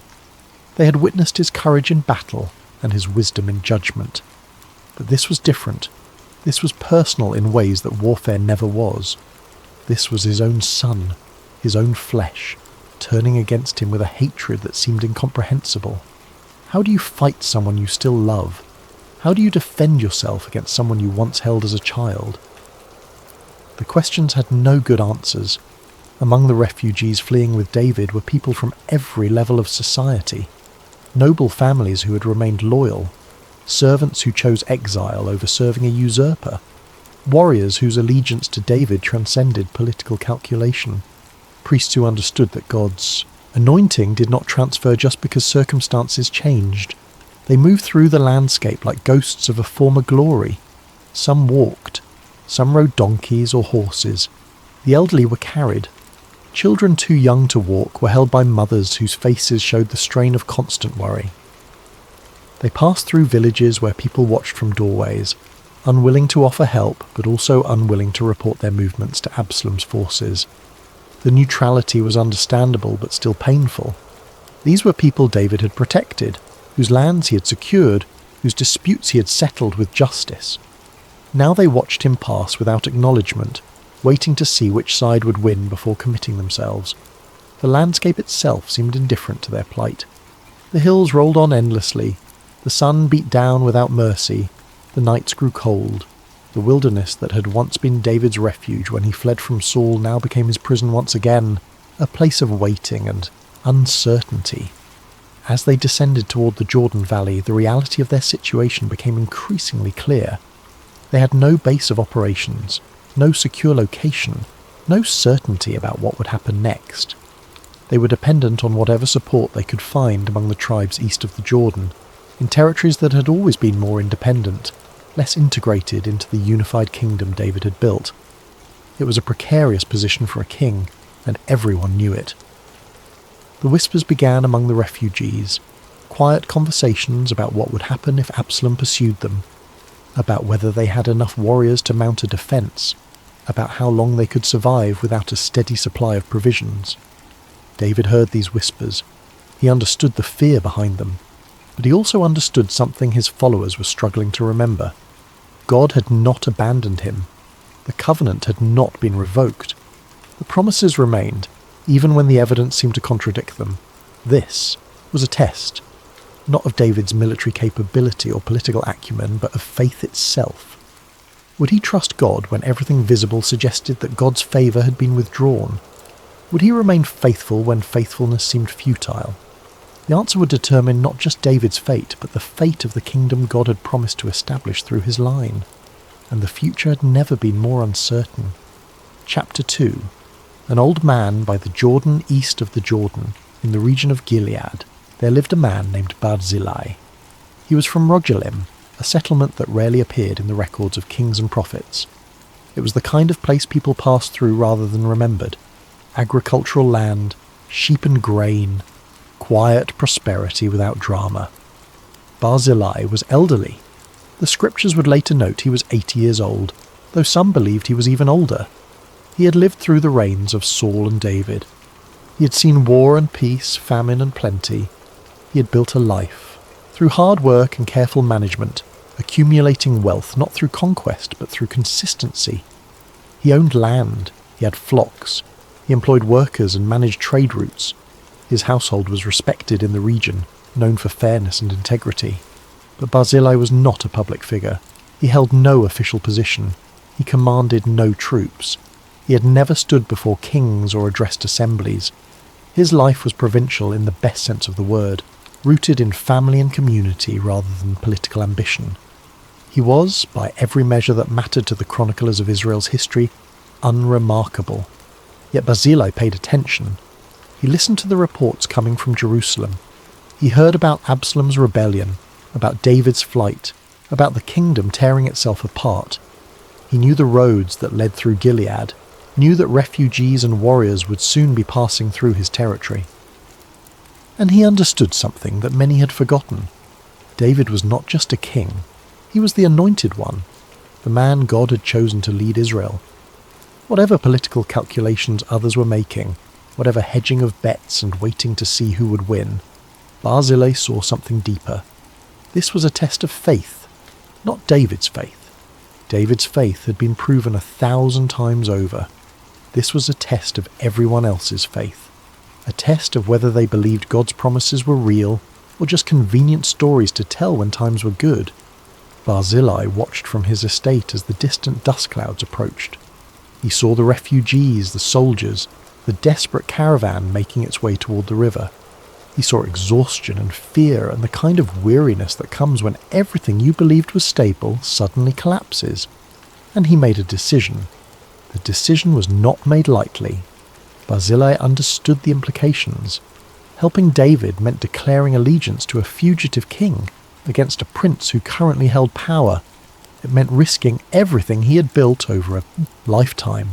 His property, his family's safety, his standing in the community. If Absalom's rebellion succeeded permanently, if David never reclaimed his throne, then Barzillai's choice would mark him as an enemy of the new regime. Properties could be confiscated. Family members could face retaliation. Business relationships could dissolve overnight. At 80 years old, with wealth accumulated through decades of careful management, the safe choice was obvious. Stay neutral, wait, watch. See who emerges victorious before committing resources or declaring allegiance. This was the path most were taking, the path of prudent self-preservation. But Barzillai had not built his life on prudence alone. Underneath the practical businessman, underneath the careful manager of estates and flocks, there existed a bedrock of theological conviction that went deeper than any political calculation. He believed God's promises were real, not metaphorical, not conditional, not subject to revision based on current circumstances. God had chosen David, had anointed him through Samuel, had established a covenant promising that David's throne would endure. These were not suggestions or aspirations, they were divine declarations, and if they were divine declarations, then they remained true regardless of whether David sat in Jerusalem or wandered in the wilderness, regardless of whether thousands rallied to his banner or only a few hundred remained loyal, regardless of whether his situation looked hopeless or promising. The anointing did not depend on circumstances, it preceded them and transcended them. This understanding shaped Barzillai's response to the crisis unfolding before him. He did not see David as a king who might or might not be restored. He saw David as God's chosen ruler who was temporarily displaced, but whose ultimate victory was assured by divine promise. Acting on that conviction meant accepting risk, but Barzillai had lived long enough to understand that faith always involves risk. That trust in God's promises requires action even when outcomes are uncertain. That genuine belief manifests not in words but in choices that carry real cost. He assembled his household, called together his stewards and workers, began organising provisions on a scale that would sustain hundreds of people for an extended period. His servants, seeing the scope of what he was planning, understood the implications immediately. This was not charity. This was taking sides. This was a declaration that could not be walked back or explained away if circumstances turned against them. Some questioned the wisdom of such commitment, suggested a more modest contribution that could be presented as humanitarian aid rather than political alliance, argued that helping refugees was one thing, but helping a fugitive king was quite another. Barzillai listened to these concerns, acknowledged their validity, then proceeded with his original plan anyway, because this was not about politics. This was not about calculating odds or hedging bets. This was about faithfulness to what God had established, regardless of personal cost. His household, seeing his determination, set aside their objections and began preparing. They gathered provisions from storehouses, assembled bedding and cooking vessels, organised transportation for the supplies, coordinated with workers to ensure a steady flow of provisions would continue beyond the initial delivery. The magnitude of the preparation reflected both Barzillai's wealth and his commitment. This was not a token gesture. This was a comprehensive support system, the kind of provision that could make the difference between survival and collapse for David's entire group. As the work progressed, word spread through Rogelim and the surrounding region. Some praised Barzillai's loyalty, others criticised his recklessness. Most simply watched and waited, reserving judgment until events revealed whether his choice had been wise or foolish. Barzillai remained unmoved by both praise and criticism. Public opinion, he had learned over 8 decades of life, was fickle and unreliable. What mattered was obedience to what faith required. What mattered was acting in accordance with conviction rather than convenience.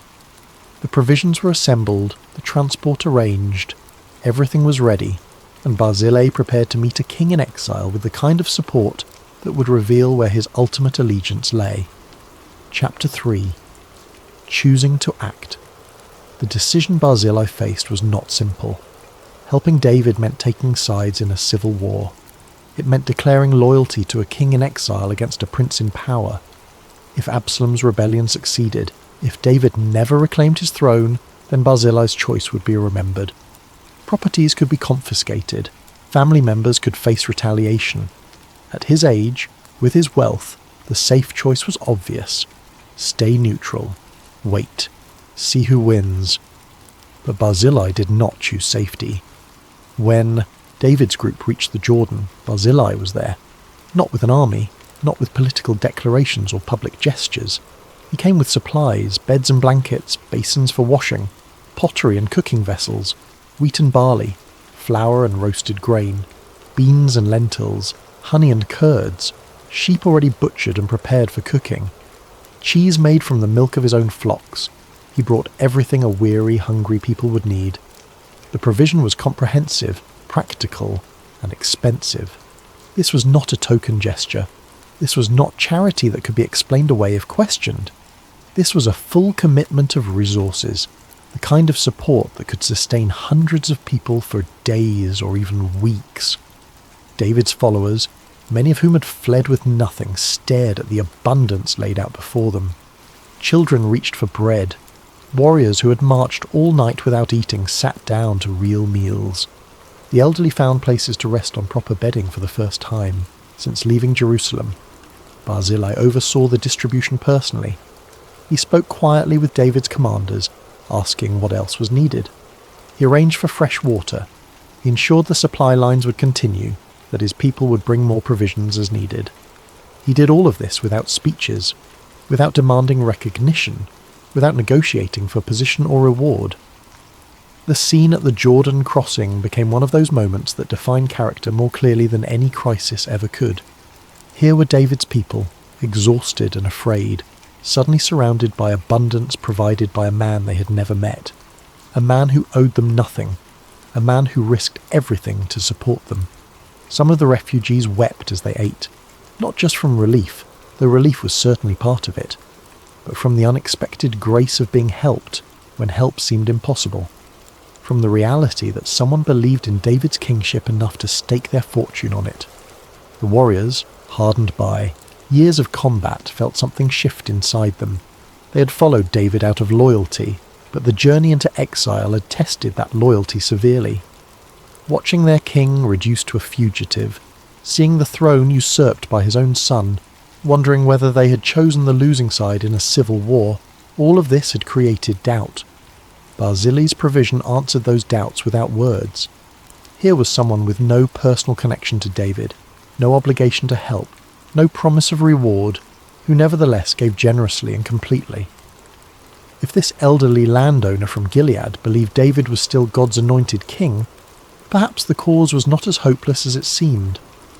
The psychological impact of Barzillai's support extended far beyond the material provisions, crucial as those were. It reminded David's followers that they were not alone, that faithfulness to God's anointed still mattered to some people, that the covenant promises had not been forgotten by everyone. David himself was deeply moved. He had experienced betrayal from those he trusted most. His own son had turned against him. His counselor Ahithophel had joined the rebellion. People he had defended and protected had watched him flee without offering assistance, and now this stranger, this elderly man from a provincial town, had provided more support than most of David's supposed allies combined. When David thanked him, Barzillai simply nodded. This was what faithfulness looked like. This was what loyalty meant, not when it was easy and public and guaranteed to be rewarded, but when it was costly and uncertain and potentially dangerous. The provisions were distributed efficiently. Barzillai's servants worked alongside David's people, ensuring everyone received what they needed. Cooking fires were lit. Tents were erected using the supplies Barzillai had brought. The camp transformed from a desperate refugee situation into something approaching organised stability. Children who had been crying from hunger were fed and settled. The elderly who had been struggling to keep pace found comfortable places to rest. Warriors who had been operating on adrenaline and determination alone finally got proper meals and the promise of more to come. The transformation was remarkable. Within hours of Barzillai's arrival, David's camp went from crisis to sustainability. The provisions bought them time to rest, time to regroup, time to plan their next move without the desperate urgency of immediate survival needs. Barzillai coordinated with his household to ensure the supply line would continue. He arranged for regular deliveries of food and necessities. He made his resources available for as long as David needed them. He committed not to a single gesture of support, but to ongoing provision for the duration of the crisis. This level of commitment went far beyond what anyone could reasonably expect. It represented a complete dedication to David's cause, a willingness to sustain the exiled king's household indefinitely if necessary, and he did it all without negotiating for anything in return, without securing promises of future reward, without even asking for acknowledgement beyond the simple courtesy of acceptance. The people ate, they rested, they regained strength, and Barzillai returned to Rogelim back to his quiet life, leaving behind only the memory of his kindness and the tangible reality of his support. For many in David's camp, that support made the difference between survival and collapse. It provided the foundation they needed to regroup, to plan, to prepare for what came next. But Barzillai did not stay to see it. He had done what needed to be done. The outcome was in God's hands. His servants continued the supply line he had established. Regular deliveries of provisions arrived at David's camp. The support was reliable, generous, and consistent. It allowed David to focus on the military and political challenges ahead without the constant worry of how to feed and shelter his followers. In the days that followed, as David consolidated his position east of the Jordan and began preparing for the inevitable confrontation with Absalom's forces, the stability provided by Barzillai's support proved crucial. Warriors could train, strategies could be developed, alliances could be forged. All of this became possible because one elderly man in Gilead had understood what faithfulness required and had acted on that understanding without hesitation or calculation of personal benefit. The kingdom would remember this moment, but Barzillai would not seek such remembrance. He had simply done what was right, what was required, what faith demanded in that particular moment. And then he had gone home. Chapter 4. Helping the anointed in hiding. The theological weight of what Barzillai had done became clearer as the days passed. David was not just any king. He was the Lord's anointed, chosen by God through the prophet Samuel when he was still a shepherd boy. His kingship was not merely political, it was covenantal. God had promised that David's throne would be established forever, that his lineage would produce the Messiah. But now that promise seemed threatened. The faithful in Israel faced a profound question. Did God's promises depend on circumstances? Did they hold true only when the king was in power, sitting safely in Jerusalem? Or did they remain true even when the king was in exile, hunted by his own son, dependent on the charity of distant supporters? Barzillai's answer was clear. The promises held. The anointing remained. David was still God's chosen king, whether he sat on a throne or slept in the wilderness. This was not political pragmatism. This was theological conviction. Others had made different calculations. Many who had served David in Jerusalem now served Absalom, justifying the switch with talk of inevitability and practical necessity. Advisors had changed sides. Military commanders had defected. Even Ahithophel, David's most trusted counselor, had joined the rebellion. The narrative being constructed in Jerusalem was that David's time was over, that this was a natural transition, that Absalom represented the future while David represented the past. But Barzillai rejected that narrative entirely. He understood that God's purposes are not subject to human opinion polls or military outcomes. What God establishes, no rebellion can permanently overturn. What God anoints, no conspiracy can legitimately replace. The anointing was not a temporary designation that could be transferred based on popularity or power. It was a permanent spiritual reality. When Samuel had poured oil on David's head years ago, declaring him king over Israel, that act had initiated something that transcended politics. It had established David as God's representative, God's chosen instrument for leading the nation. That designation did not expire when circumstances became difficult. It did not transfer to Absalom just because Absalom had managed to seize power temporarily. Understanding this required a different way of seeing reality. It required recognizing that spiritual truths operate on a level deeper than visible circumstances, that God's purposes unfold over timescales that make immediate events seem less determinative. Most people could not see this way. They looked at Jerusalem under Absalom's control and concluded that Absalom was now the legitimate ruler. They looked at David in exile and concluded that his reign was over. They made judgments based on what appeared to be true rather than what God had declared to be true. Barzillai saw differently. He saw through the immediate crisis to the underlying reality. God had chosen David. God had made promises to David. Those facts remained constant regardless of temporary circumstances.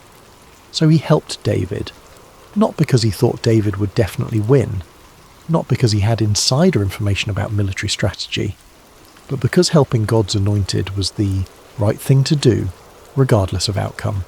This kind of faith is rare. It operates without guarantees.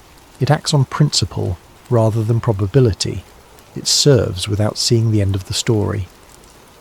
In the weeks that followed, as David regrouped and prepared his forces, the support of people like Barzillai proved crucial. It was not just the material provisions, though those mattered enormously. It was the message those provisions sent. You are not alone. You are still the king. We still believe. David had lost his capital. He had lost his son. He had lost the visible symbols of his authority, but he had not lost everything. The faithful remained. The covenant held. And God's purposes, however obscured by current events, continued to unfold. Barzillai's quiet act of provision became part of that unfolding, a thread in the larger tapestry, a small but essential contribution to the preservation of the Davidic line, and he made that contribution without any certainty that history would remember his name. The faithfulness Barzillai demonstrated was not unique to him personally, though his particular expression of it was remarkable.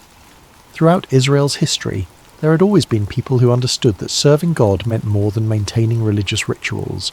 It meant acting in accordance with God's declared purposes, even when those purposes seemed threatened by present circumstances. These were the people who hid prophets when kings sought to kill them, who protected the faithful during periods of apostasy, who maintained worship when it became dangerous to do so, who remembered God's promises when everyone else had forgotten them. They rarely became famous. Their names seldom appeared in the Chronicles, but they were the ones who actually preserved the faith through generations of crisis and compromise. Barzillai belonged to this tradition. He was one of the quiet faithful whose cumulative obedience sustained God's purposes when those purposes appeared most vulnerable. His provision for David was not an isolated act of generosity. It was an expression of lifelong faithfulness, of theological conviction developed over decades, of commitment to God's kingdom that ran deeper than any political allegiance or personal ambition. This is why the scriptures preserve his story. Not because what he did was extraordinary in scale, though the provision was certainly generous, but because what he did was extraordinary in motive. He helped because helping was what faith required. He gave because God's anointed needed provision. He risked everything because the covenant promises were more real to him than any threat Absalom's regime could pose. In a world of calculated allegiances and hedged bets, Barzillai's complete commitment stood out. He didn't help David a little bit. He did not provide token support that could be explained away if circumstances turned against him. He gave fully, generously, without reservation. And in doing so, he demonstrated what it actually means to trust God's promises. Not to give intellectual assent to theological propositions, but to stake everything on the conviction that what God has declared will come to pass, regardless of how things currently appear. This kind of faith changes kingdoms, not through dramatic displays or military might, but through the quiet, persistent obedience of people who understand that God's purposes advance through faithfulness more than through force. David would remember this. The lesson would shape how he understood loyalty, how he valued those who remained faithful during his darkest hours, how he thought about the relationship between covenant and circumstance, and it would shape how future generations understood what true faithfulness looks like. Not the faithfulness that emerges when outcomes are certain and rewards are guaranteed, but the faithfulness that persists when everything is uncertain and the only guarantee is God's word. Barzillai had embodied that kind of faith, and in doing so, he had become far more than just an elderly landowner from Gilead. He had become an example that would endure for thousands of years, teaching each new generation what it means to trust God completely. Chapter 5. The rebellion ends. The civil war that had seemed inevitable did not last as long as many expected. Absalom's support, though initially widespread, proved shallow. His coalition was built on grievances and promises rather than genuine loyalty. When David's forces, now regrouped and reinforced, began moving against the rebellion, that coalition began to fracture. The decisive battle took place in the forest of Ephraim. David's commanders, despite the king's explicit orders to deal gently with Absalom, engaged the rebel forces in terrain that favoured experience over numbers.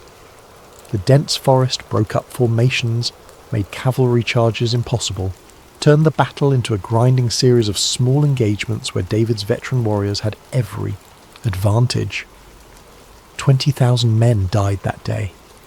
The forest itself seemed to fight against Absalom's forces, with more soldiers killed by the terrain and confusion than by enemy weapons.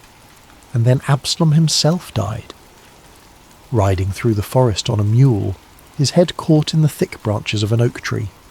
The mule continued forward, leaving him hanging, suspended, helpless. Joab, David's commander, found him there and, despite the king's orders, killed him with 3 spears to the heart.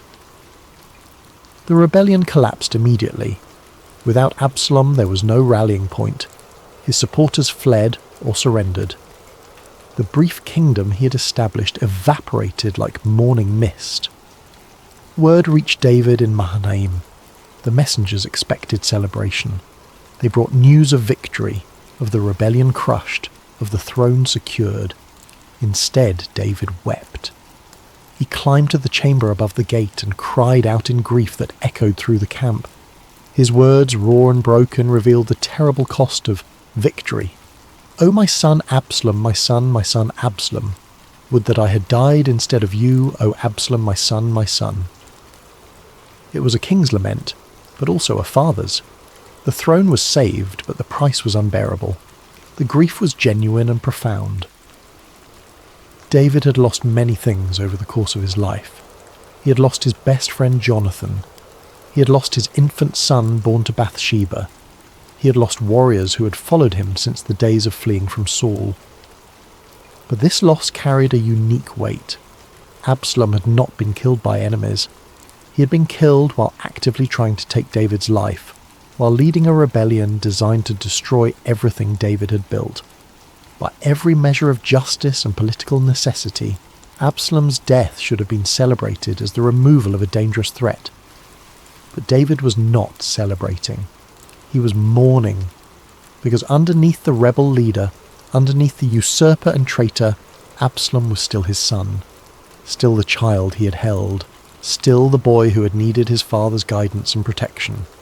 The rebellion could not erase that fundamental relationship, could not change the fact that David loved him. This created a strange tension in the camp. The soldiers who had just won a decisive victory found themselves uncomfortable, almost ashamed. They had fought bravely, they had risked their lives, they had secured the throne and preserved the kingdom, and their king was weeping as though they had committed some terrible crime. Joab, practical and blunt as always, eventually confronted David about this. He pointed out that the king was humiliating those who had saved his life, that the grief was inappropriate given the circumstances, that David's mourning for a rebel son was overshadowing the loyalty of faithful followers. The confrontation was harsh but necessary. David eventually emerged from his grief enough to acknowledge his people, to thank them for their faithfulness, to begin the process of restoration.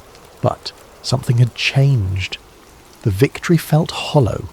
The throne was secure, but the cost of securing it had left scars that would never fully heal. Eventually, after days of mourning, David was convinced to return to Jerusalem. The journey back was complicated by politics and reconciliation. Those who had supported Absalom now sought forgiveness.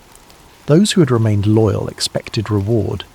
Everyone had a calculation, a positioning for the new reality. The tribes argued about who would have the honour of bringing the king back. Political factions manoeuvred for advantage. Old rivalries surfaced. The unity that had briefly existed during the crisis began fragmenting as soon as the immediate threat passed. David navigated these tensions with the wisdom that had made him a successful king, though the joy of return was tempered by everything he had lost along the way. But David remembered something more important than political manoeuvring. He remembered who had helped him when help was most needed. He remembered the beds and blankets in the wilderness, the food when his people were hungry, the quiet man from Rogelim who had risked everything to support God's anointed king. He remembered Barzillai. Among all the people positioning for reward, among all the political calculations and renewed allegiances, David remembered the one person who had helped without any expectation of return, who had provided support when the outcome was uncertain, who had demonstrated faith rather than opportunism. This memory would shape what happened next, because David understood that loyalty shown during crisis is worth more than loyalty offered after victory is assured, that faithfulness demonstrated when the cost is real matters more than faithfulness proclaimed when the danger has passed. Barzillai had been faithful when it cost him something, when it required risk, when the easy path would have been neutrality or even opposition, and David was not going to forget that. Chapter 6. An Offer from the King. When David crossed back over the Jordan, preparing to reclaim his throne in Jerusalem, Barzillai came to meet him. He accompanied the king part of the way, a gesture of respect and continued loyalty. They travelled together toward Gilgal, and David, aware that Barzillai had not sought any reward or recognition for his support, made an offer. "Come across with me, and I will provide for you in Jerusalem." It was an extraordinary invitation, to live in the king's city, to have a place at the royal table, to be honoured publicly for the loyalty he had shown privately. For a provincial landowner from Gilead, this was the kind of opportunity that could transform not just his life, but his family's future for generations. David was offering more than provision. He was offering status, proximity to power, a permanent place in the court of Israel's greatest king. It was the reward that any reasonable person would accept without hesitation. The offer carried enormous implications. To be provided for by the king meant economic security for life. To live in Jerusalem meant access to the centre of power, the ability to influence decisions and shape policy. To be at the royal table meant prestige, honour, recognition as one of the king's most trusted companions. For someone of Barzillai's age, it also meant ensuring his family's future. The connections made in Jerusalem, the favour earned through proximity to David, could establish his descendants for generations. His children and grandchildren would benefit from the honour he had earned through his faithfulness. It was, by any standard, a generous and appropriate reward. David was offering to repay loyalty with loyalty, faithfulness with favour. He was demonstrating that serving God's anointed would not go unacknowledged, that those who helped during crisis would be remembered during restoration. But Barzillai was not interested in reasonable calculations. He looked at the king, at the man he had helped, without expecting anything in return, and he declined. His response was gentle but firm. He pointed to his age, to the limitations that came with 80 or more years of life. "How many years do I have left to live that I should go up with the king to Jerusalem? I am now 80 years old. Can I discern what is pleasant and what is not? Can your servant taste what he eats or what he drinks? Can I still listen to the voice of singing men and singing women? Why then should your servant be an added burden to my lord the king?" It was not false humility. Barzillai was being honest about his circumstances. At his age, the pleasures of court life held little appeal. The music and food and spectacle that others might crave meant nothing to him. His senses were dulled. His energy was limited. He would be, in his own estimation, more of a burden than a benefit. The response revealed something profound about Barzillai's character. He was not declining out of false modesty or theatrical self-deprecation. He was making a genuine assessment of his situation and concluding that accepting David's offer would not actually improve his life in any meaningful way. What would he do in Jerusalem? Sit at banquets where he could barely taste the food? Attend performances where he could barely hear the music? Navigate court politics when he had no interest in power? Spend his final years in a city far from everything familiar, surrounded by people whose motivations he would find alien? The honest answer was that Jerusalem had nothing to offer him, not because David's offer was insincere or insufficient, but because Barzillai had reached a stage of life where the things that motivate most people, recognition, status, comfort, security, had lost their appeal. He had lived 80 years, he had built a successful life, he had raised a family, he had managed his estate well. He had, at the crucial moment, been faithful to what God required of him. What more did he need? What could Jerusalem add to a life already complete in the ways that actually mattered? But there was something deeper in his refusal, something that revealed the true nature of his character. He had not helped David to gain reward. He had helped because it was right, because faith required it, because loyalty to God's anointed was not conditional on personal benefit. Accepting David's offer would have changed the meaning of everything he had done. It would have transformed an act of pure faithfulness into a calculated investment. It would have suggested that his support had been motivated by the hope of future reward, rather than by simple obedience to what God required. Barzillai would not allow his faithfulness to be reinterpreted that way. His provision for David had been unconditional. He had given without expectation of return. He had risked his fortune without any guarantee that David would even survive, much less be restored to power. To accept reward now would retroactively condition that faithfulness. It would turn a pure expression of faith into a transaction. It would reduce genuine loyalty to calculated self-interest. Barzillai refused to allow that transformation. His faithfulness had been real, had been complete, had been offered without strings attached. And it would remain that way, even if it meant declining the very reward that others would consider the ultimate validation. So he declined, politely, gratefully, but firmly. Instead, he made a request. "Let your servant return, that I may die in my own city near the grave of my father and my mother. But here is your servant Chimham. Let him cross over with my lord the king, and do for him whatever seems good to you." Chimham was likely Barzillai's son, or a trusted servant from his household. By asking David to bless Chimham instead, Barzillai was ensuring that the king's generosity would not be wasted, while simultaneously removing himself from the equation. His family would benefit, his household would be honoured.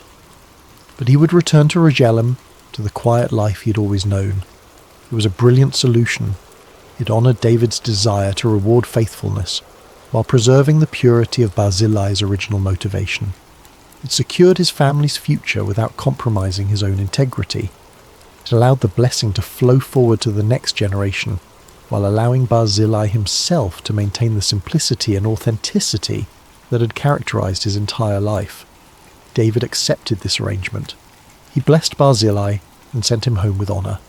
Chimham crossed the Jordan with the king and was given a place in David's court, representing the faithfulness of the man who had helped save the kingdom. And Barzillai walked back east toward Gilead, leaving behind the court and the capital and all the recognition he could have claimed. He returned to Rogelim, to his estate, to his flocks and fields, to the ordinary rhythms of life that had sustained him for 8 decades, to the place where his parents were buried and where he himself would eventually rest. He went home, and in going home, he completed one of the most remarkable demonstrations of faith recorded in Scripture. Chapter 7. A Humble Refusal. The journey back to Rogelim gave Barzillai time to reflect. He had watched history unfold. He had played a small but crucial role in preserving the Davidic line. He had met the king, been honoured by him, been offered a place in the story that would be told for generations, and he had walked away. Not because he was ungrateful, not because he doubted David's sincerity. but because his faith did not require external validation. It did not need monuments or positions or public recognition to be real. What he had done for God. The king's gratitude was appreciated but not necessary. The offer of reward was generous but not desired. The entire experience had confirmed what Barzillai had always believed, that faithfulness is its own justification. As he travelled the familiar roads back to his estate, passing the fields he had worked, the villages where he was known, he felt no regret about the choice he'd made. Jerusalem might have been exciting for a younger man, full of possibility and potential, but for him it would have been a distraction from what mattered.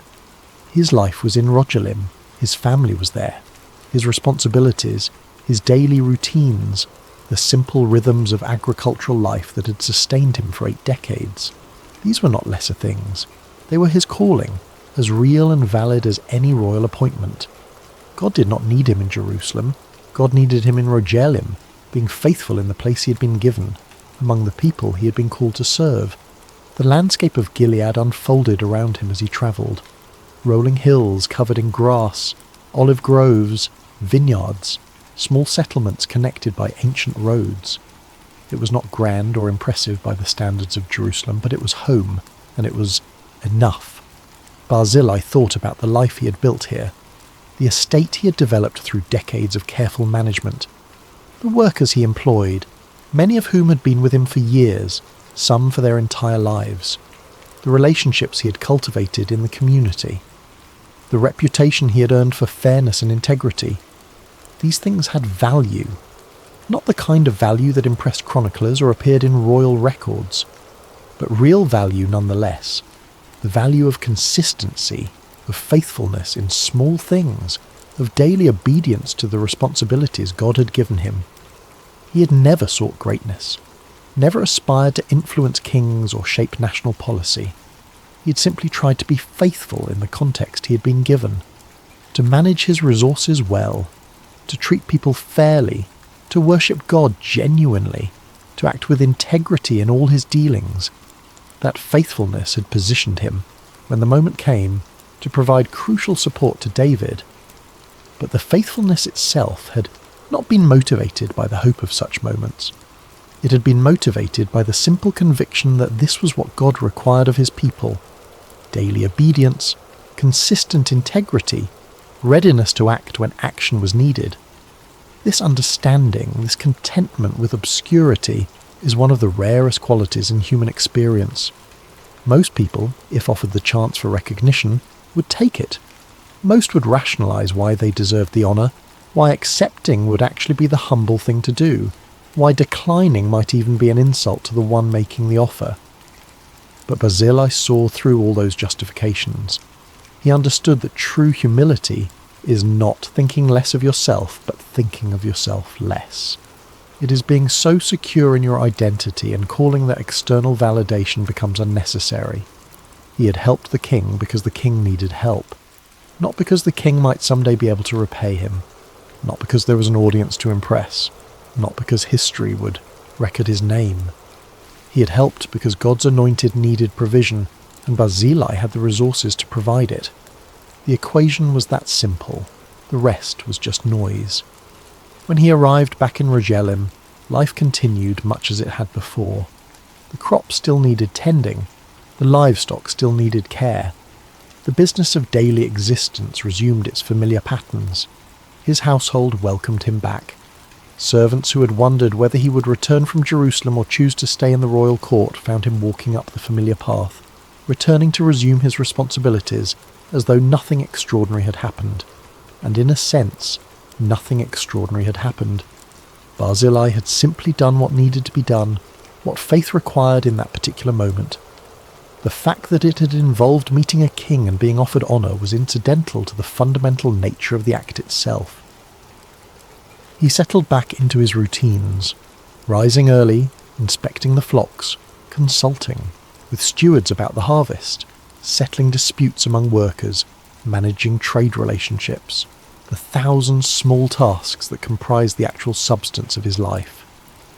But something had changed, even if no one else could see it. Barzillai had proven something profound about the nature of faith. He had demonstrated that God can work through anyone, anywhere, when they are willing to act without the promise of recognition. He had shown that the kingdom of God advances not just through kings and prophets, not just through those whose names echo through scripture and history, but through quiet people in small places who do what needs to be done and then return to their ordinary lives. And in doing so, he had become extraordinary, not by seeking extraordinariness, not by pursuing greatness or recognition or historical significance, but by being so thoroughly faithful in his ordinary calling that when the extraordinary moment came, he was ready for it. And when the extraordinary moment passed, he was ready to return to the ordinary without regret or resentment. This is the kind of character that cannot be manufactured or performed.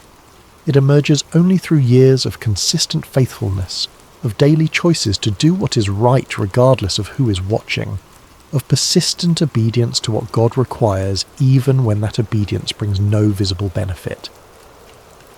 Barzillai had lived this way for 80 years. The encounter with David had simply revealed publicly what had always been true privately, that his faith was real, his loyalty was genuine, and his character was solid. He was content with that, content to be known for faithfulness rather than fame, content to serve God in obscurity rather than prominence, content to be remembered, if he was remembered at all, not as someone who sought greatness, but as someone who was simply faithful when faithfulness mattered. And that contentment, more than any honour David could have given him, was the true reward for a life well lived. Chapter 8. A Legacy Passed Forward. The story of Barzillai did not end with his return to Rogelim. David kept his promise to honour Shimon. The young man was given land and provision, established in a way that ensured Barzillai's household would be remembered. Later references in scripture suggest that Shimon's inheritance included property near Bethlehem, land that became associated with his name for generations. But more than property or position, what passed forward was the example. Years later, when David was near death and giving final instructions to his son Solomon, he mentioned Barzillai specifically. "Show kindness to the sons of Barzillai the Gileadite, and let them be among those who eat at your table, for with such kindness they met me when I fled from Absalom your brother." It was a deathbed instruction, a final act of gratitude, ensuring that Solomon would continue to honour the family that had shown such loyalty to David in his darkest moment. The kindness Barzillai had shown was not forgotten, even at the end of David's life. This created a legacy that extended beyond a single generation. Barzillai's faithfulness became a standard, an example cited by kings. His decision to help without seeking reward became a model for what loyalty should look like. The instruction to Solomon was significant in ways that went beyond simple gratitude. David was establishing a principle that would guide his son's reign, that faithfulness should be rewarded, that those who demonstrate loyalty during crisis deserve recognition during prosperity, that a king's memory should be long when it comes to those who helped him. Solomon, who would go on to become known for his wisdom, learned from his father's example. He honoured Barzillai's descendants. He ensured they had a place at the royal table. He maintained the connection between the royal house and the family that had helped preserve it. This meant that Barzillai's faithfulness created opportunities for his children and grandchildren that extended far beyond anything he could have anticipated. His refusal to seek personal reward actually resulted in greater honour for his family line than accepting David's initial offer would have provided. But this outcome was not something Barzillai could have predicted or planned for. It emerged naturally from the character he had demonstrated. Genuine faithfulness, it turns out, creates its own rewards, though those rewards come in forms and at times that cannot be anticipated or controlled. In a culture that valued honour and recognition, that built monuments and wrote chronicles to preserve the names of the notable, Barzillai's story stood as a reminder that God sees and values a different kind of service, the service that happens in secret, the faithfulness that asks for nothing, the loyalty that persists even when the outcome is uncertain. This was the legacy Barzillai passed forward, not through military conquest or political achievement, but through simple obedience to what faith required. He had been given resources and used them to support God's purposes. He had been offered reward and declined it. He had been given the chance for recognition and walked away from it. And in doing so, he had accomplished something that no amount of positioning or ambition could achieve. He had remained faithful to his calling without compromising his character. He had served God's anointed without seeking personal advantage. He had acted righteously without requiring public acknowledgement. The scriptures preserve his story precisely because it exemplifies a kind of faith that is often overlooked but deeply valued by God. A faith that works in obscurity. A faith that serves without expecting applause. A faith that understands that the approval that matters is not from crowds or chroniclers, but from the one who sees everything, even what is done in secret. Barzillai's descendants benefited from his faithfulness. His family was honoured. His name was remembered. But these outcomes were not the motivation for his actions. They were simply the natural result of a life lived in genuine devotion. And that distinction matters, because faith that serves in order to be rewarded is not really faith at all. It is just another form of transaction, another calculation of cost and benefit. True faith serves because service is what love requires, what loyalty demands, what obedience to God looks like in practical terms. Barzillai understood this, and in understanding it, he became an example that would outlast his lifetime, his children's lifetime, and continue speaking to people thousands of years after his death. The example transcended cultural and temporal boundaries. Whether someone lived in ancient Israel or in the modern world, the principle remained the same. Genuine faithfulness does not depend on circumstances, does not require recognition, and does not calculate returns. It simply does what needs to be done because doing it is right. This is the legacy Barzillai passed forward. Not a legacy of monuments or military victories or political achievements, but a legacy of character, of integrity, of faithfulness that persisted regardless of cost or outcome. And that legacy proved more enduring than any monument ever built. Epilogue. Faith that asks for nothing. There is a type of faith that only emerges in crisis, not the faith that is expressed through religious rituals or theological discussions, but the faith that shows itself when everything is uncertain and the cost of obedience is real. The faith that acts without guarantees, the faith that serves without applause, the faith that remains loyal when loyalty is difficult and dangerous. Barzillai's story reveals this kind of faith. He was not a priest or prophet. He held no religious office. He had no special training in theology or scripture. He was simply a man who understood that God's promises were real, that God's anointed remained anointed regardless of circumstances, and that faithfulness meant helping when help was needed, not when it was convenient or likely to be rewarded. The world tends to remember the dramatic moments, the battles won, the kingdoms conquered, the speeches delivered. History books celebrate the visible achievements, the public triumphs, the accomplishments that can be measured and chronicled. But God's kingdom advances through different metrics. It advances through the faithful provision of an elderly man in Gilead, through the quiet obedience of people whose names barely appear in the historical record, through the countless acts of service that happen far from crowds and cameras, performed by people who understand that God sees what others overlook. Barzillai could have stayed neutral. He could have waited to see who would win before committing his resources. He could have helped David and then demanded recognition, leveraged his support into political position, used his moment of importance to advance his family status. Instead, he provided what was needed and then went home. He accepted the king's gratitude but declined the king's reward. He ensured his household would be blessed but removed himself from the blessing. This is the kind of faith that changes kingdoms, not because it is loud or dramatic or visible, but precisely because it is none of those things, because it is pure, because it acts from conviction rather than calculation, because it serves God rather than serving itself.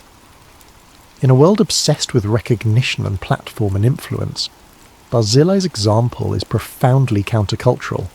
It suggests that the most meaningful service often happens in obscurity, that the most important acts of faithfulness may never trend on social media, or make headlines or result in book deals and speaking tours, that God is not impressed by platform but by obedience, not by visibility but by faithfulness, not by recognition but by righteousness. Barzillai lived 80 years, most of them in complete obscurity. He managed his estate, raised his family, conducted his business, and left virtually no mark on the public record until the moment when David needed help, and Barzillai provided it. That moment defined his legacy, not because it was his only act of faithfulness, but because it was characteristic of how he had always lived. His response to David's crisis was not an aberration or a one-time heroic act. It was simply who he had always been, revealed in a moment when faithfulness was costly and public neutrality would have been safe. The faith Barzillai demonstrated is still needed. In every generation, in every place, there are moments when God's purposes require people who will act without certainty of outcome, who will provide without expectation of reward, who will serve without demanding recognition. These people rarely become famous. Their names do not echo through history. They return to their ordinary lives after extraordinary acts of obedience, content to be known only to God. But they are the ones who actually sustain God's work in the world. They are the foundation on which kingdoms are preserved and purposes are accomplished. They are the quiet faithful whose cumulative obedience makes everything else possible. Barzillai's story is preserved in Scripture not as an exception but as an example, as evidence of what faith looks like when stripped of pretense and performance, as a reminder that God sees and values and ultimately honours the service that the world overlooks. He was an old man from an unremarkable town who helped a king in exile. He provided beds and food and shelter when they were desperately needed. He did it without fanfare or negotiation, and when offered reward he walked away, returning to the quiet life from which he had briefly emerged. And in doing so he revealed something profound about the nature of faith itself, that it does not require a stage, that it does not demand recognition, that it serves because service is what love looks like in action, what loyalty means in practice, what faithfulness requires in the moment when all the theology and doctrine and religious discussion must become something real. Barzillai was faithful, not because anyone was watching, not because history would remember, but because God's anointed needed help, and Barzillai had the resources to provide it. That was enough. It was always enough, and it always will be. The story ends where it began, in the quiet regions east of the Jordan, in a place called Rogelim that most people had never heard of and would quickly forget, with an elderly man who had helped change the course of a kingdom, and then gone home to live out his remaining days in the obscurity from which he'd briefly emerged.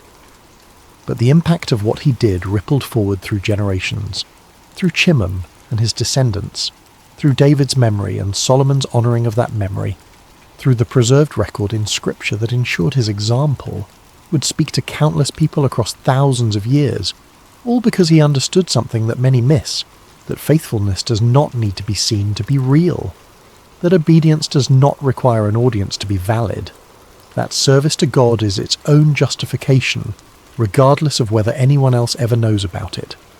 Barzillai demonstrated this truth in the most practical way possible. He helped when help was needed. He gave without expecting return. He served without seeking recognition. And then he went home, content with the simple knowledge that he had done what faith required.